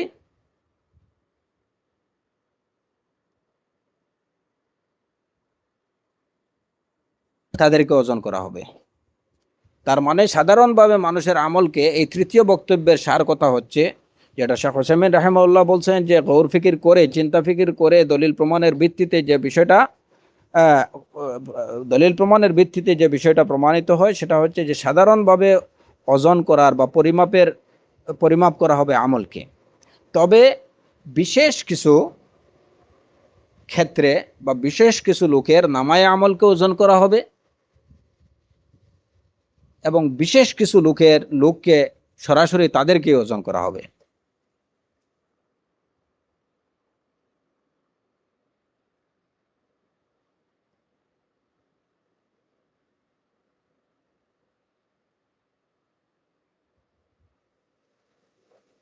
হাদিসে ইবনে মাসউদ এবং হাদিসে বিতাকা, এই দুইটা হচ্ছে ওই বিশেষ পর্যায়ের। হাদিসে ইবনে মাসউদ রাদিয়াল্লাহু আনহু, যেখানে রাসূলুল্লাহ সাল্লাল্লাহু আলাইহি ওয়াসাল্লাম বলছেন যে তার এই গোড়ালি দুটোর ওজন হবে মিজানের মধ্যে, পাল্লার মধ্যে এই দুটোর ওজন হবে উহুদ পাহাড়ের চেয়েও বেশি। ওইটা হচ্ছে ওই বিশেষ কেস, মানে যাদের বিশেষ কিছু লোক যাদেরকে সরাসরি ওজন করা হবে। এবং হাদিসুল বিতাকা যেখানে ওই মানে নামায়ে আমলকে ওজন করার বিষয়টা যে হাদিস দ্বারা প্রমাণিত হয়, তো এটাও হচ্ছে বিশেষ ক্ষেত্রে বিশেষ কিছু লোকের নামায়ে আমল ওজন করা হবে এবং বিশেষ কিছু লোককে সরাসরি ওজন করা হবে। আর এছাড়া সাধারণভাবে মানুষের আমলকে ওজন করা হবে, ব্যাস।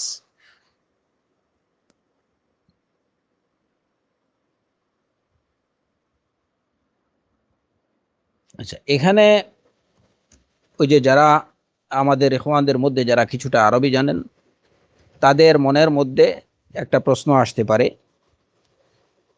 এই যে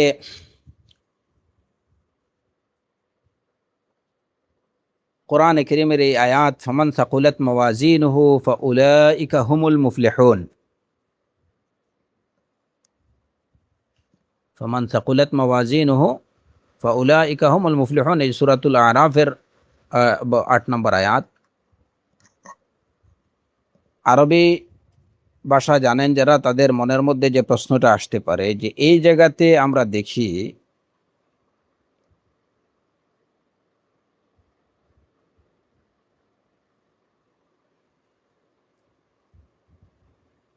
ফামান সাকুলাত মাওয়াজিনহু, যেমন অর্থটা যদি আমরা দেখি, যার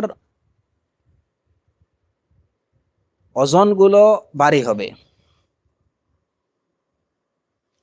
ফামান সাকুলাত মাওয়াজিনহু, যার, বা আমরা যদি এভাবে বলি, যার পাল্লা ভারী হবে, ফাউলাইকা হুমুল মুফলিহুন, তারাই হলেন সফলকাম।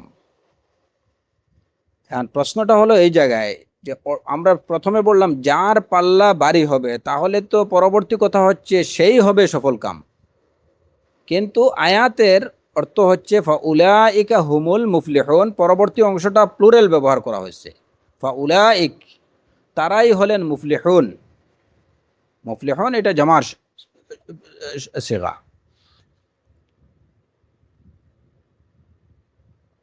ফামান, মান শব্দটা এটা এক বচনকে ইন্ডিকেট করে। যার পাল্লা ভারী হবে, তাহলে পরবর্তী অংশটুকু হওয়ার কথা ছিল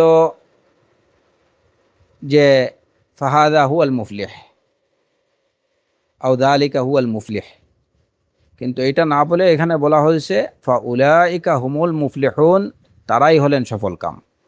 তো এই আয়াতের মধ্যে এই বিষয়টা কিভাবে হলো? শেখ হুসাইমিন রাহিমাহুল্লাহ এর জবাব দিয়েছেন যে এখানে মান যে শব্দটা শারতিয়া, শর্তমূলক যে শব্দ, যাদের মান বা যার, এই যার এই শর্তমূলক এই যে শব্দটা, এই শব্দটা একবচন এবং বহুবচন সর্বক্ষেত্রে এটা ব্যবহার হয়। যদিও বাহ্যিকভাবে আক্ষরিক অর্থে বা লাফজান যেটাকে বলি আমরা, যদিও এই শব্দটা দেখা যাচ্ছে একবচন, কিন্তু মান এই শব্দটা শারতিয়া শর্তমূলক শব্দ এবং এটা একবচন এবং বহুবচন উভয় ক্ষেত্রেই ব্যবহৃত হয়। অতএব ফামান সাকুলাত মাওয়াজিনুহু এর অর্থ আমরা এভাবে বলতে পারি যার পাল্লা বাড়ি হবে কিংবা যাদের পাল্লা বাড়ি হবে, দুইটাই বলা যাবে। কারণ মান শব্দটা একবচন বহুবচন সবগুলোকেই অন্তর্ভুক্ত রাখে। অতএব ফাউলাইকা হুমুল মুফলিহুন, মান সাকুলাত মাওয়াজিনুহু, মাওয়াজিনুহু এখানেও দেখা যায় যে হু এটা একবচন, মানে হু হচ্ছে কি একবচনের জামির। মাওয়াজিনুহু এটা হচ্ছে একবচন, এখানে বলা হয়নি মান সাকুলাত মাওয়াজিনুহুম। একবচনের জমির হচ্ছে, জমির ওয়াহিদ হচ্ছে হু।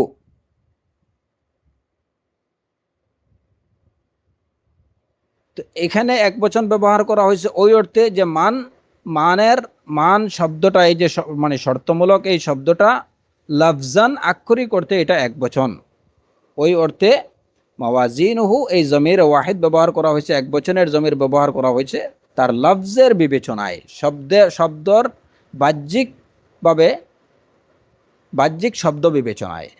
আর ফাউলাইকা হুমুল মুফলিহুন এখানে বহুবচন ব্যবহার করা হয়েছে মান শব্দের অর্থগত দিক বিবেচনায়, কারণ অর্থগতভাবে মান শব্দটা এক এবং একাধিক লোককে অন্তর্ভুক্ত রাখে। অর্থগতভাবে মান শব্দটা এক এবং একাধিক লোককে অন্তর্ভুক্ত রাখে। মান শর্তমূলক শব্দটার মধ্যে এটা যেমন হতে পারে, আমরা বলতে পারি যারা, যে, আবার আমরা বলতে পারি যারা। অতএব অর্থের দিক বিবেচনায় ফাউলাইকা হুমুল মুফলিহুন বহুবচন শব্দ ব্যবহার করা হয়েছে, এবং শব্দ বিবেচনায় বাহ্যিক শব্দ বিবেচনায় একবচন ব্যবহার করা হয়েছে মাওয়াজিনুহু। এই যে জবাবটা, এই জবাবের পক্ষে প্রমাণ কি যে এটা এরকম কোরআনে কারিমে আরও অসংখ্য জায়গায় আল্লাহ আজ্জা ওয়া জাল্লা এইভাবে বলছেন। যেমন আমরা দেখি এই যে কোরআনে কারিমে সূরাতুত তালাকে আল্লাহ আজ্জা ওয়া জাল্লা বলছেন মান ইউমিন বিল্লাহি ওয়া ইয়ামাল সালিহান ইউদখিলহু জান্নাতিন তাজরি মিন তাহতিহাল আনহারু খালিদিনা ফিহা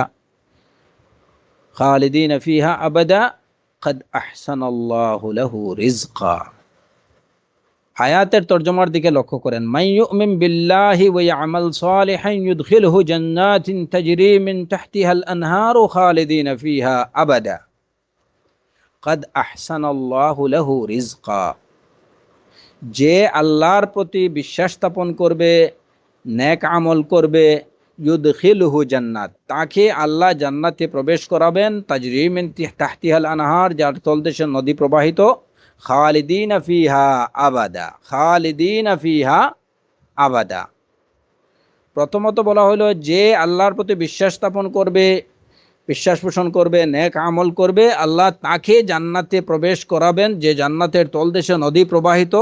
এরপরে বললেন খালিদিনা ফিহা আবাদা, তারা তাতে চিরকাল থাকবে, তারা তাতে চিরকাল থাকবে। আবার এর শেষে, আয়াতের শেষে বললেন কাদ আহসানাল্লাহু লাহু রিজকা, কাদ আহসানাল্লাহু লাহু রিজকা, আল্লাহ তাকে উত্তম রিজেক দেবেন। তো এখন দেখা যায় যে এই মান প্রথম দিকে এটা একবচন বলা হইলো, আয়াতের শেষেও একবচন, কিন্তু মধ্যখানে বলা হয়েছে খালিদিনা ফিহা, অথচ সেই একবচনের বিবেচনায় মূলত এটা খালিদান ফিহা বলা দাবি ছিল যে খালিদান ফিহা বলা হবে, কিন্তু বলা হয়েছে খালিদিনা ফিহা, তারা থাকতে চিরকাল থাকবে।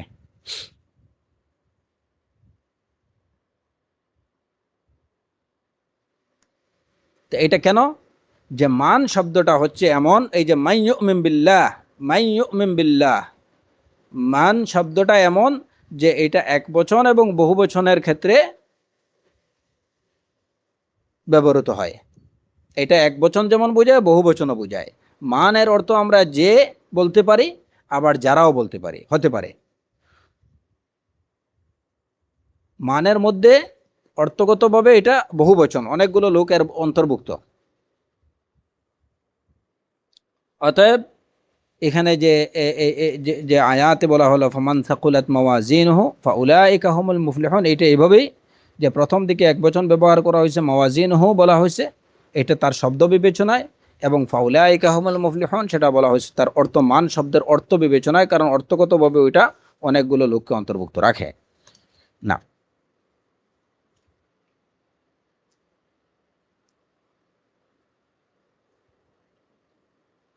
এরপরে আরেকটা বিষয়, এই যে ওজন সম্পর্কে আমাদের জানা দরকার, যে ওজন হতে পারে, যেটা আমরা জানলাম যে সাধারণভাবে ওজন করা হবে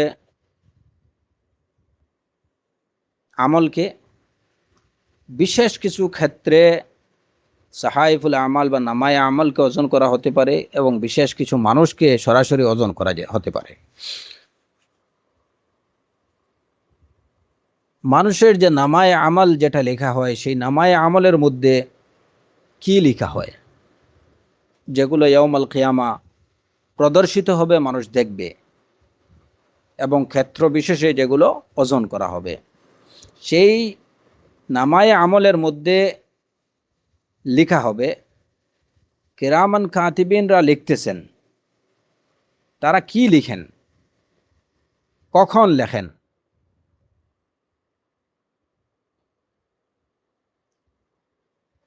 আমরা জানলাম যে কিরামান কাতিবিনরা মানুষ যা করে ভালো মন্দ সবই, তার সব কর্মগুলোই তারা লিখেন। মানুষ ভালো মন্দ যা কিছু করে সবই তারা লিখেন, কিরামান কাতিবিন।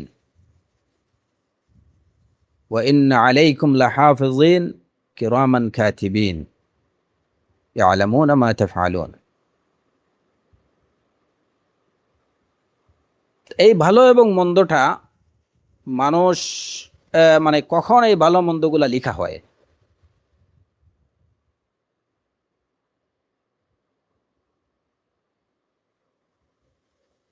ভালো এবং মন্দগুলো লেখার তিনটা পর্যায়ে লেখা হয়।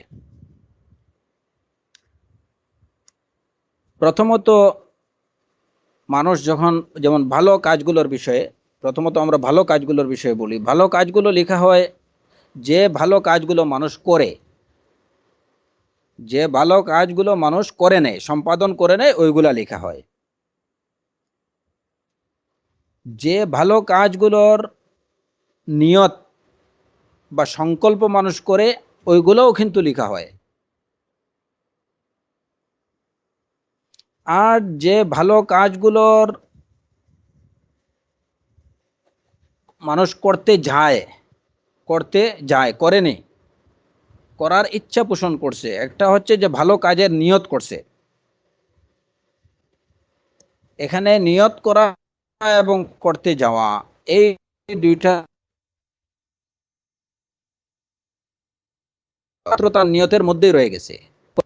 আর একটা মানে কাজের তিনটা ধরন, একটা হচ্ছে যে কাজটা মানুষ সম্পাদন করে ফেলে, যে কোনো ভালো হোক মন্দ হোক, একটা কাজ তার দ্বারা সে সম্পাদন করছে, একটা কাজের সে নিয়ত করছে যে এরকম কিছু করব, বাস এইটুকুতেই সীমাবদ্ধ। আরেকটা হচ্ছে যে সে তার নিয়তের পরে ওই কাজ করতে সে শুরু করছে, বা ওই কাজ করার পথে সে কিছুটা এগিয়ে গেছে, যদিও কাজটা সে সম্পাদন করেনি, কিন্তু কাজ করার পথে সে এগিয়েছে। তো যে কাজটা মানুষ করে নেয়, এটা তো লেখা লেখা তো হয়, এই বিষয়ে কারো কোনো কি নেই, এটা সবাই জানে।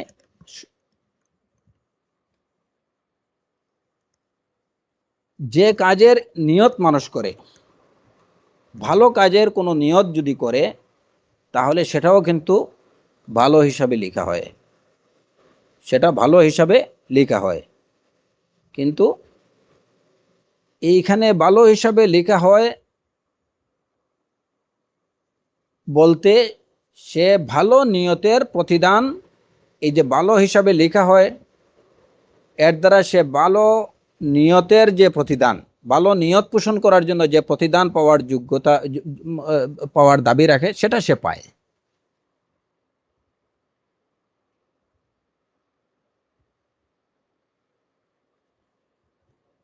এর অর্থ এটা না যে একজন লোক ভালো কাজের নিয়ত করে সে ভালো কাজটা সম্পাদন করলো, সে যে পরিমাণ সওয়াব পেল, সওয়াবের অধিকারী হলো। একজন লোক ওই ভালো কাজটা করেনি, সম্পাদন করেনি, কিন্তু শুধুমাত্র নিয়ত করছে, সেও কিন্তু ওই সম্পাদনকারীর সমপরিমাণ সওয়াবের অধিকারী হবে, এটা না। সেও সওয়াবের অধিকারী, উজরত পাওয়ার অধিকারী সে হবে, কিন্তু সেটা হচ্ছে কেবল ভালো নিয়ত পোষণের অধিকারী হিসাবে যতটুকু সওয়াব পাওয়ার কথা ততটুকু পাবে। কিন্তু একজন লোক ভালো কাজ করে নিয়ত করছে এবং সেটা সে সম্পাদন করছে, তার উজরত যতটুকু হবে, কেবলমাত্র নিয়ত, ভালো কাজের নিয়ত করছে, সে ততটুকু উজরত পাবে না। তবে কথা হলো যে যখন মানুষ কোনো ভালো কাজের নিয়ত করে, এর দ্বারাও সে প্রতিদান, উজরত পাওয়ার অধিকারী হয়। কতটুকু উজরত? ভালো নিয়ত পোষণের উজরত। যেমন সহিহ হাদিসে বর্ণিত যে এক লোক, তার কাছে অনেক, সে সম্পদশালী ছিল যেটাকে আল্লাহ রাস্তায় সে খরচ করছিল। তো আরেকজন ফকির দরিদ্র লোক সেটা দেখে বলল যে আমার কাছে যদি লাউ আন্না ইনদি মা,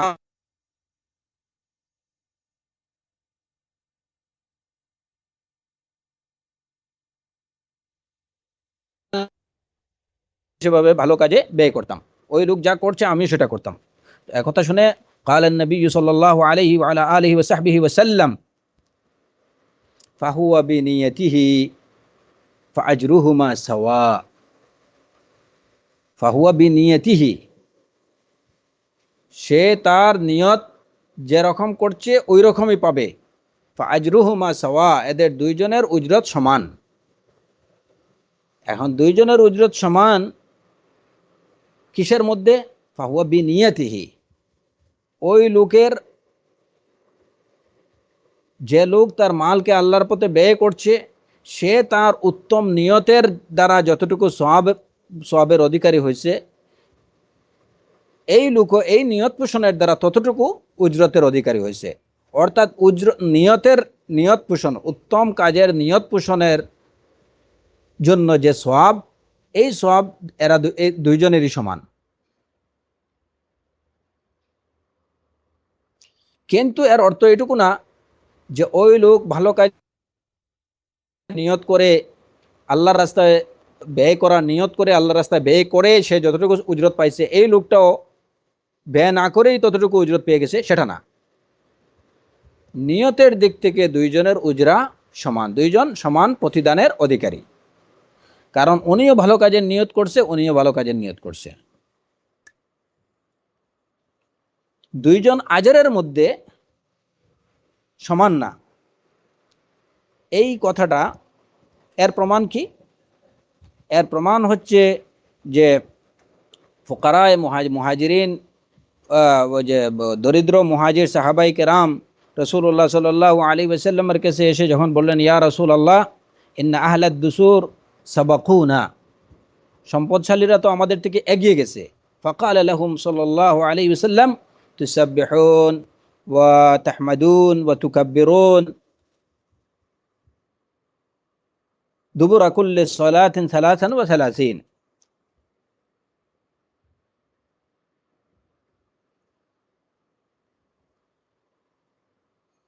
যে তোমরা প্রত্যেক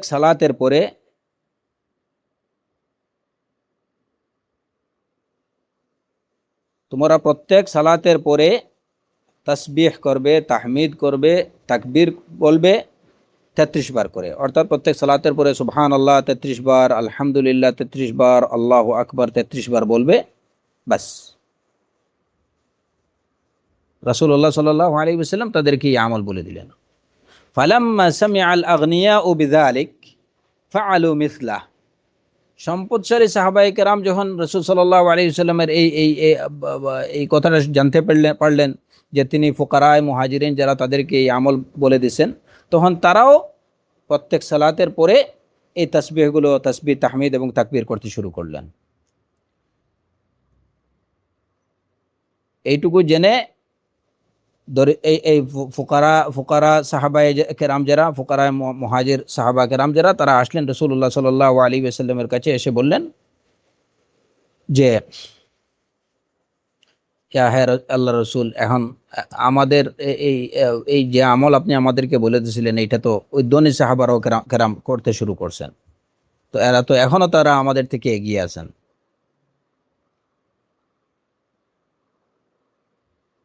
তখন রাসূলুল্লাহ সাল্লাল্লাহু আলাইহি ওয়াসাল্লাম তাদেরকে বললেন, যালিকা ফাদলুল্লাহি ইউতিহি মান ইয়াশা, এটা আল্লাহর অনুগ্রহ, তিনি যাকে ইচ্ছা তাকে দান করেন।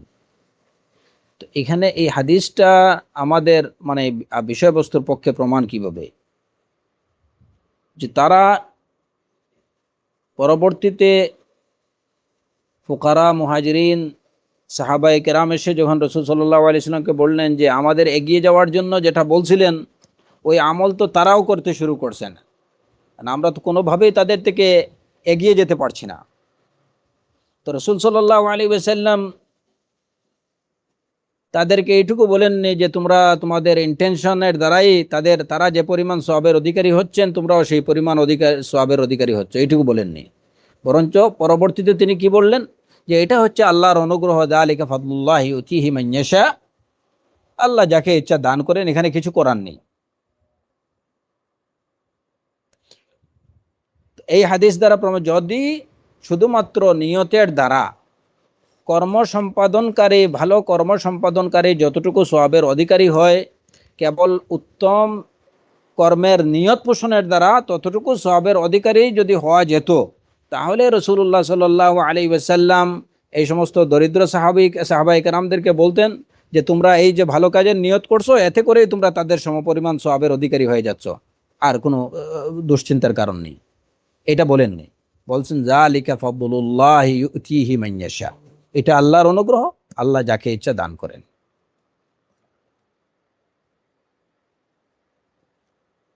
তো এই গেল যে আমলের নিয়ত। উত্তম আমল করলে পরে এটা তো লেখা হয়, উত্তম আমলের নিয়ত করলে পরেও এটার জন্য উজরত লেখা হয়, হ্যাঁ, সে উজরতের প্রতিদানের অধিকারী হয়। আরেকটা হচ্ছে যে উত্তম কাজের দিকে যাওয়া, উত্তম কাজের দিকে কেউ যদি ছুটে,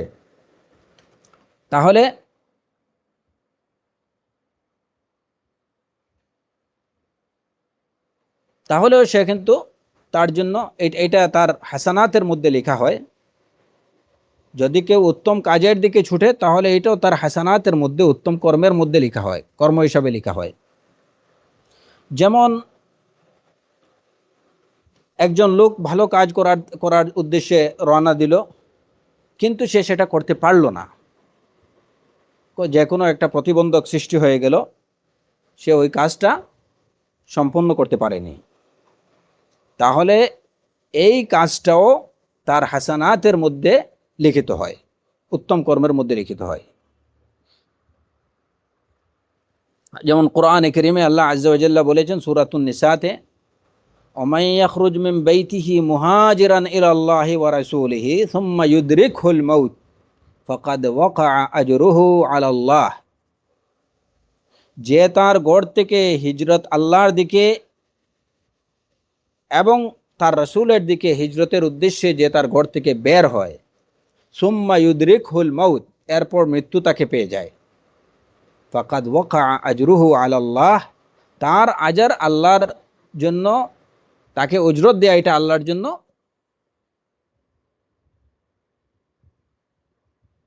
আল্লাহর কাছে এটা তার অধিকার হয়ে যায়, প্রতিদান প্রাপ্তিটা আল্লাহর কাছে, প্রতিদান প্রাপ্তিটা এটা তার অধিকার হয়ে যায়।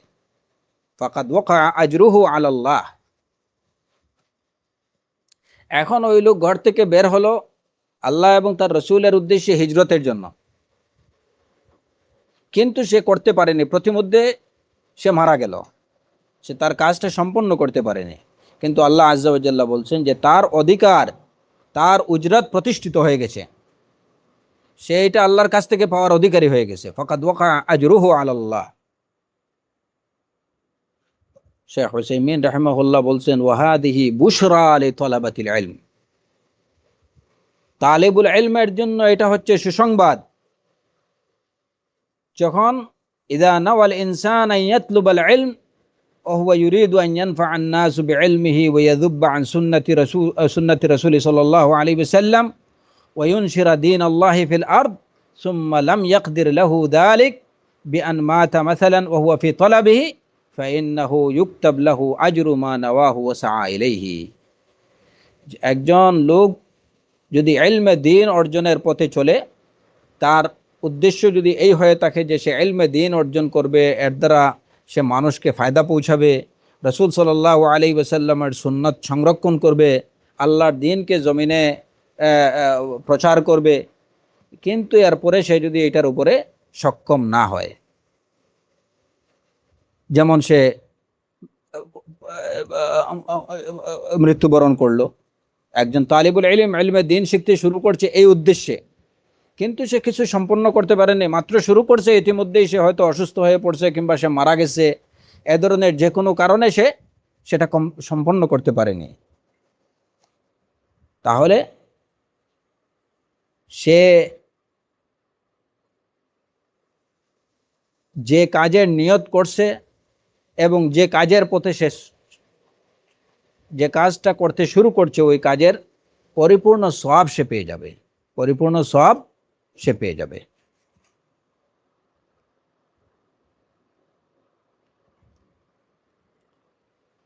অতএব এটা আমাদের জন্য, এই যে শেখ হুসাইমিন রাহিমাহুল্লাহ বললেন যে এটা তালাবাতুল ইলমের জন্য এটা সুসংবাদ, অবশ্যই সুসংবাদ, অবশ্যই সুসংবাদ। আমাদের প্রত্যেকেই যদি আমরা এই নিয়ত করি এবং শুধু নিয়তের মধ্যে সীমাবদ্ধ না রাখে নিজের সাধ্য অনুযায়ী, সামর্থ্য অনুযায়ী যদি আমরা ইলমে দ্বীন অর্জনের জন্য প্রচেষ্টা শুরু করে দিই, তাহলে কিন্তু আমরা আল্লাহর থেকে আমরা এটার প্রতিদান পেয়ে যাচ্ছি। হয়তো দেখা গেল যে একজনের বয়স হয়ে গেছে 60 বছর, উনি শুরু করছেন আজকে থেকে ইলমে দ্বীন অর্জন করা, উদ্দেশ্য হচ্ছে আল্লাহ সুবহানাহু ওয়া তাআলার সন্তুষ্টি, আল্লাহর দ্বীন জমিনে প্রচার করবেন, তিনি তার দ্বারা মানুষ উপকৃত হবে, তিনি মানুষকে দ্বীন শিখাবেন, তিনি নিজে বিশুদ্ধভাবে দ্বীন জেনে শুনে দ্বীনের উপরে আমল করবেন। এই নিয়তে মনে করেন যে একজন 60 বছরে হোক বা 80 বছরে হোক, তার মাত্র ইলমে দ্বীন শিখা শুরু করছে, কেবল তার নিয়তের মধ্যে না, সে তার সাধ্য অনুযায়ী এটা কাজটা শুরু করে দিছে। একজন 60 বছর বয়সে কিংবা 56 বছর বয়সেই তাজবিদ শিখতে শুরু করছে, কোরআনে কারীম বিশুদ্ধভাবে পড়া শিখতে শুরু করছে, আরবি ভাষা শিখতে শুরু করছে, হ্যাঁ, তাওহীদ শিখতে শুরু করছে। উদ্দেশ্য তার এইটুকুই যে আমি যেন আমার আকীদাকে পরিচ্ছন্ন করতে পারি, একদম সঠিক এবং বিশুদ্ধ আকীদা জ্ঞান অর্জন করা এবং সেটা অন্যকে জানানো, হ্যাঁ, সমাজ থেকে এই যে শিরিক বিদআত এইগুলা থেকে সমাজকে মুক্ত করা, এটাই হচ্ছে তার উদ্দেশ্য। এবং সর্বোপরি সব কিছুর দ্বারা আল্লাহ সুবহানাহু ওয়া তাআলার সন্তুষ্টি অর্জনের উদ্দেশ্য। সে সবেমাত্র শুরু করছে, সে তার সাধ্য অনুযায়ী চেষ্টা করছে, কিন্তু সে সেটা কমপ্লিট করতে পারেনি, যে কোনো কারণে হয়তো অসুস্থ হয়ে পড়ছে, হ্যাঁ, এখন পড়তে পারছে না, হ্যাঁ, কিংবা অন্য যে কোনো কারণ, যে কারণটা তার মানে একদম যে কারণটা তার সাধ্যের মধ্যে না। আল্লাহ সুবহানাহু ওয়া তাআলার মাশিয়া কাউনিয়া বা এই যে আল কাদারুল কাউনি, যেটার মধ্যে তার কোনো হাত নেই। এখন শুরু করার পরে দেখা গেল যে না, কয়েকদিন পরে দেখা গেল যে না, এখন হয়তো অফিসে সময় দিতে হবে অনেক বেশি, নতুবা হয়তো আরো অধিক টাকা উপার্জন করা যাচ্ছে না, কিংবা দুনিয়াবি এমন কিছু কারণ, যে কারণগুলা সে চাইলে এগুলা থেকে নিজেকে দূরে রাখতে পারতো। এইরকম কারণ না, যে কারণগুলোর পিছনে তার কোনো হাত নেই। এরকম কারণ যদি হয়, তাহলে এই যে তার পথ চলা শুরু করা, ইলমে দিন অর্জনের জন্য সেই যে কাজ প্রচেষ্টা শুরু করলো, যদি সে এটাকে কমপ্লিট নাও করতে পারে, তারপরেও সে আল্লাহ আজ্জা ওয়া জাল্লার পক্ষ থেকে উজরতের অধিকারী হয়ে গেল। কাজটা খুবই সহজ যদি নিয়ত খালিস হয়।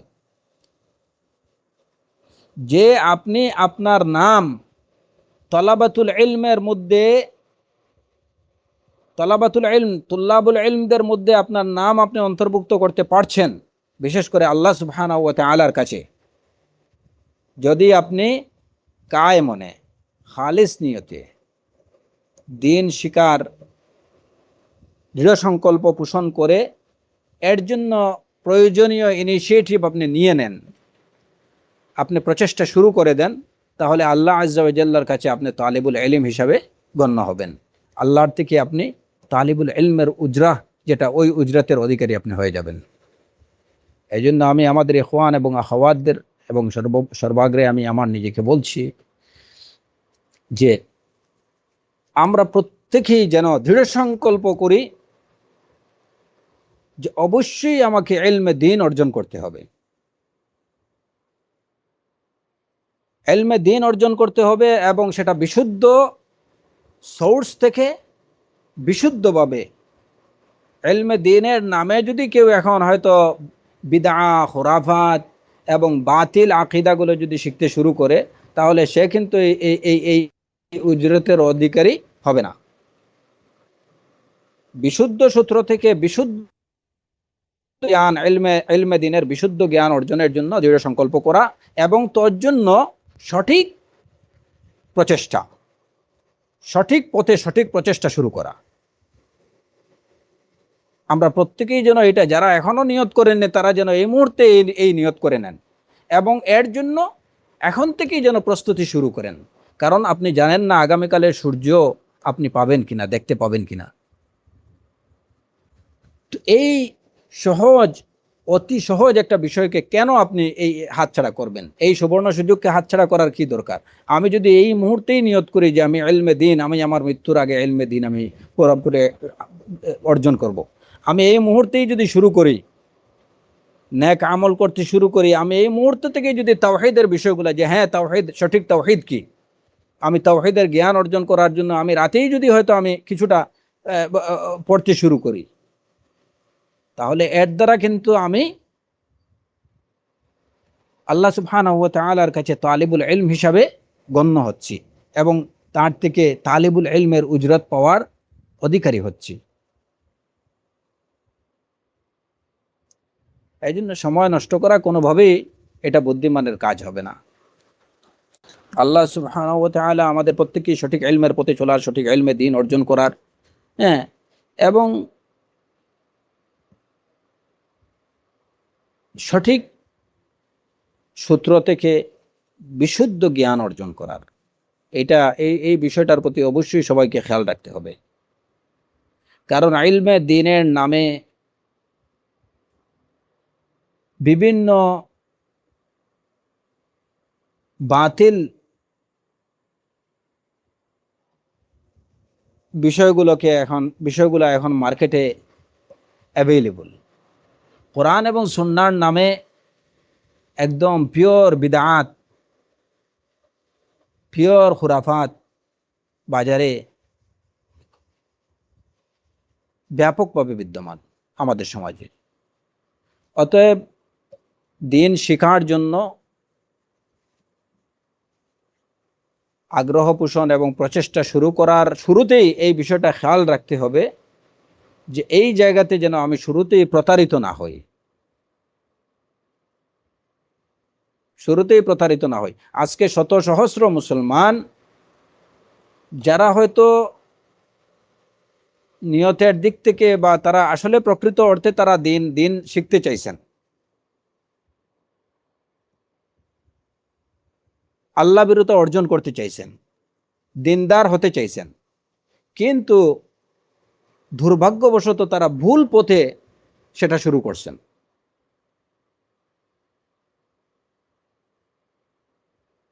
এইটা তাদের দুনিয়াতেও কোনো কাজ দেবে না, আখেরাতেও কোনো কাজ দেবে না। তারা যত চেষ্টাই করুন না কেন এবং এর পিছনে যত সময় ব্যয় করুন না কেন, এটা কোনো কাজ দেবে না।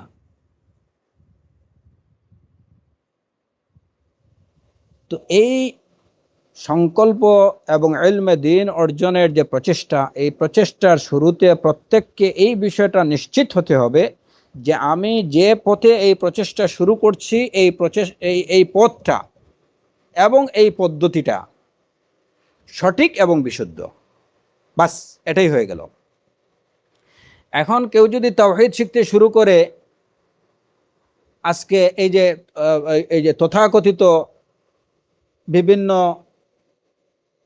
মানে এই যে আলেম নামদারি ভণ্ড প্রতারক পথভ্রষ্টকারী, নিজে পথভ্রষ্ট এবং পথভ্রষ্টকারী লোকদের থেকে, তাহলে খাসিরাদ দুনিয়া ওয়াল আখিরা, তাহলে ওই লোক তার দুনিয়া এবং আখিরাত দুই দিকেই সে ক্ষতিগ্রস্ত হয়ে যাবে।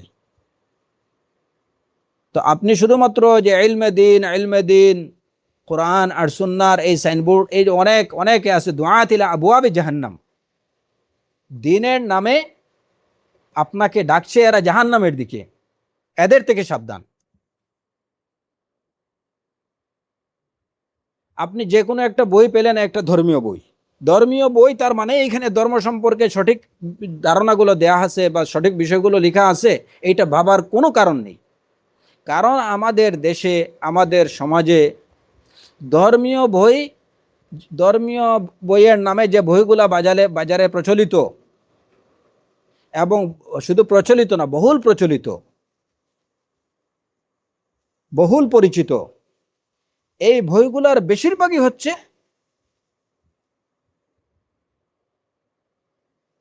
বাতিল এবং ভ্রান্ত বিষয়াদি দ্বারা ভরপুর। কোরআন এবং সুন্নাহর অপব্যাখ্যা, ভুল ব্যাখ্যা,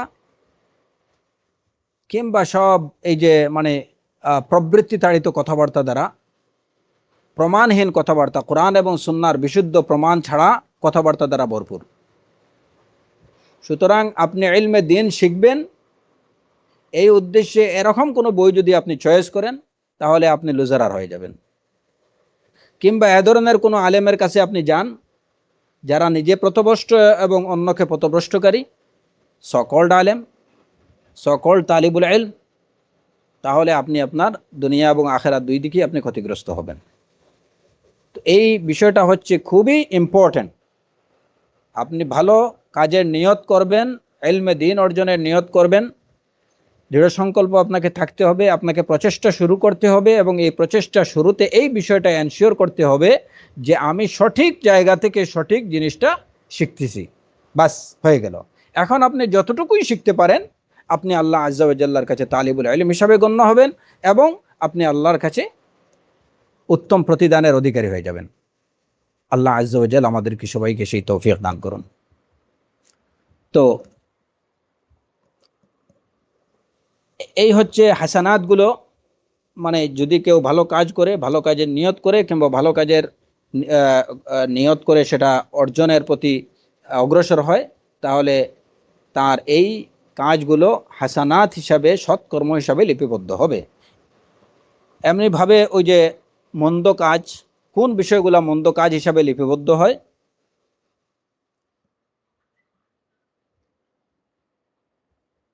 মানুষ যখন কোনো মন্দ কর্ম করে, তখন এটা মন্দ কর্ম হিসাবে লিপিবদ্ধ হয়।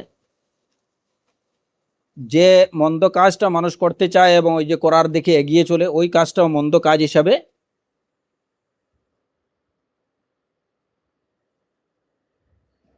তার নামায়ে আমলের মধ্যে লেখা হয়।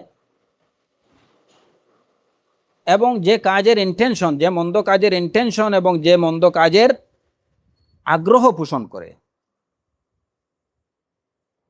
ওই বিষয়টাও তার মন্দ কর্ম হিসাবে লিপিবদ্ধ হয়।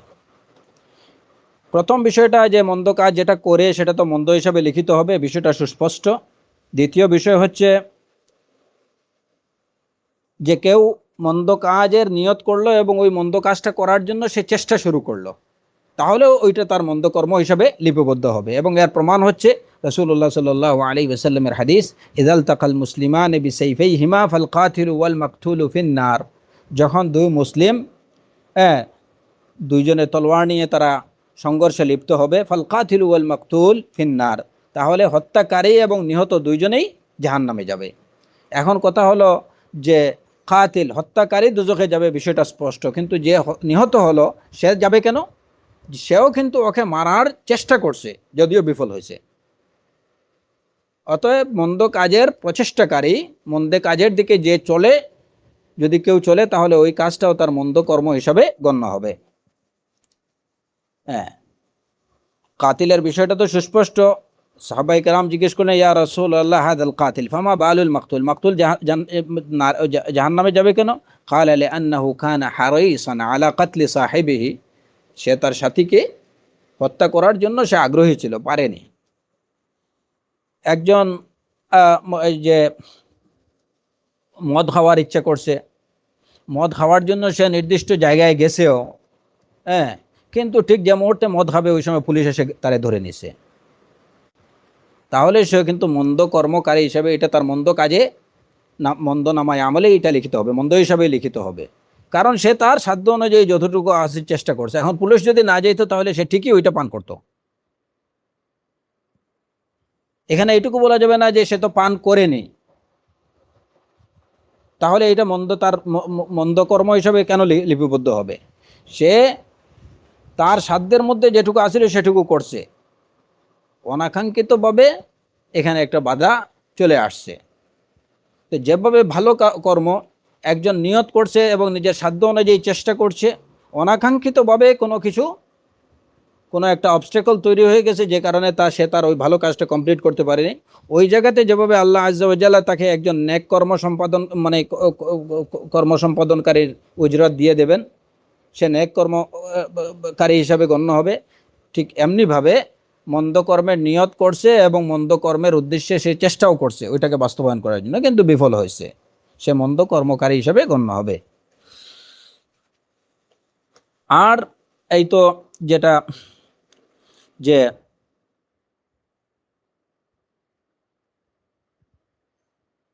কেউ যদি নিয়ত করে, মন্দ কাজের নিয়ত করে এবং এইটার প্রতি সে তার আকাঙ্ক্ষা, গভীর আকাঙ্ক্ষা পোষণ করে, তাহলে সে কিন্তু তার এই আকাঙ্ক্ষা পোষণের এবং নিয়তের জন্য শাস্তির অধিকারী হবে। যদিও সে একজন নিয়ত করছে, মন্দ কর্মের প্রতি সে আগ্রহ পোষণ করছে, গভীর আগ্রহ পোষণ করছে, কিন্তু ওই কাজটা সম্পাদন করতে পারেনি, তাহলে সে শাস্তির যোগ্য, এটাও তার মন্দ কর্ম হিসাবে গণ্য হবে এবং সে শাস্তির যোগ্য হবে। তবে কতটুকু?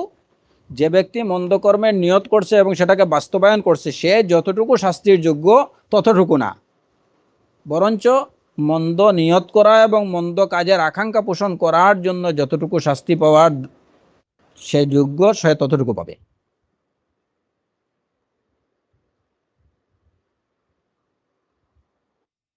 একজন মন্দ কাজের নিয়ত করলো, কিন্তু সে সেটা করতে পারলো না, মন্দ কাজের নিয়ত করলো কিন্তু সে সেটা করতে পারলো না,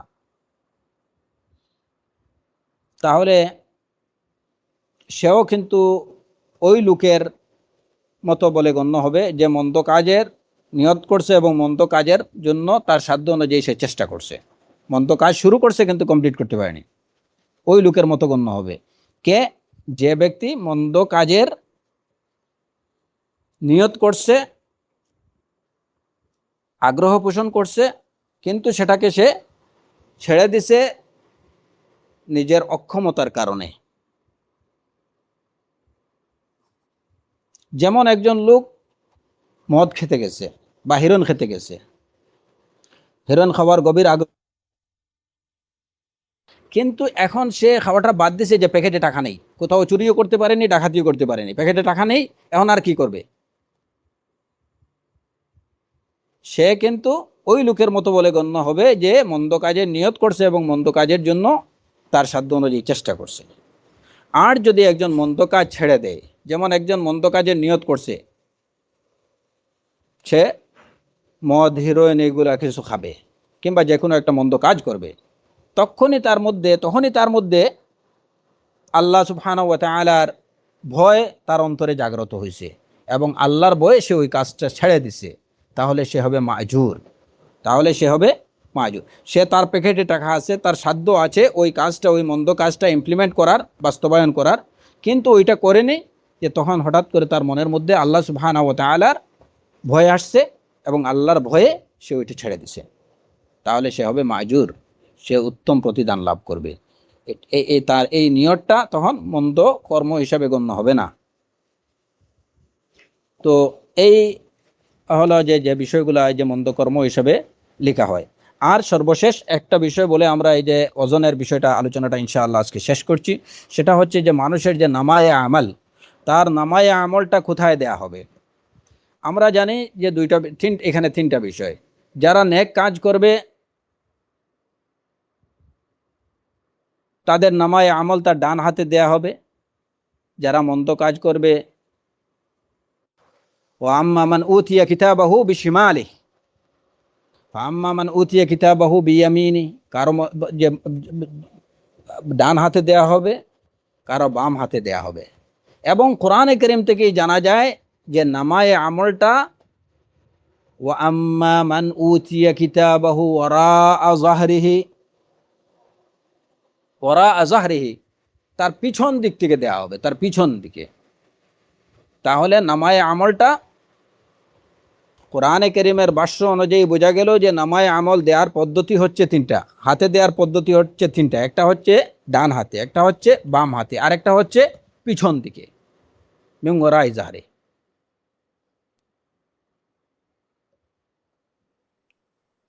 তো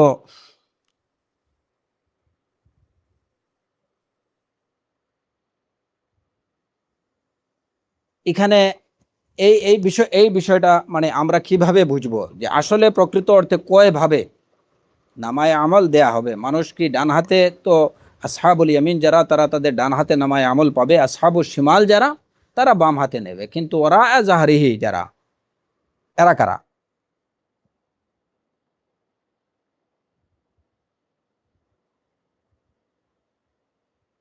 এই ওরা জাহরিহির ব্যাখ্যায় উলামায়ে কেরামরা বলছেন যে যারা আসহাবুশ শিমাল, আসহাবুশ শিমাল যারা বামপন্থী, যারা এই বামপন্থীদের কিতাব নামায়ে আমল দেয়া হবে তাদের বাম হাতে, এবং সেটা বাম হাতকে পিছনে নিয়ে,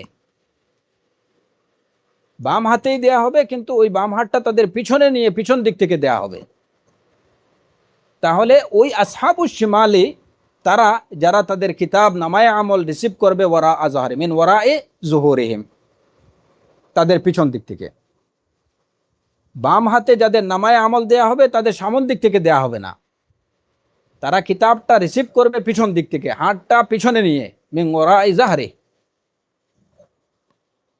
আর এর কারণ হলো কি, যে দুনিয়াতে তারা আল্লাহর কিতাব থেকে তাদের মুখ ফিরিয়ে নিয়েছিল, ঠিক এর প্রতিদান, সমান প্রতিদান যে ইয়াউমাল কিয়ামাও তারা এই তাদের কিতাব রিসিভ করবে তাদের পিছন দিক থেকে। দুনিয়াতে তারা কিতাবুল্লাহ থেকে মুখ ফিরিয়ে নিয়েছিল, ওইটার দিকে তাকায়নি। তো ইয়াউমাল কিয়ামা আল্লাহ আজ্জা ওয়া জাল তাদের কৃতকর্মের যে নামায়ে আমল থাকবে, সেই নামায়ে আমলটাকেও তারা তাদের আমলকে রিসিভ করবে পিছন দিক থেকে। তো তাহলে এখানে মূলত দুই দলই, আসহাবুল ইয়ামিন এবং আসহাবুশ শিমাল। আসহাবুল ইয়ামিনরা তাদের সামনাসামনি তাদের ডান হাতে তাদের কিতাব রিসিভ করবেন।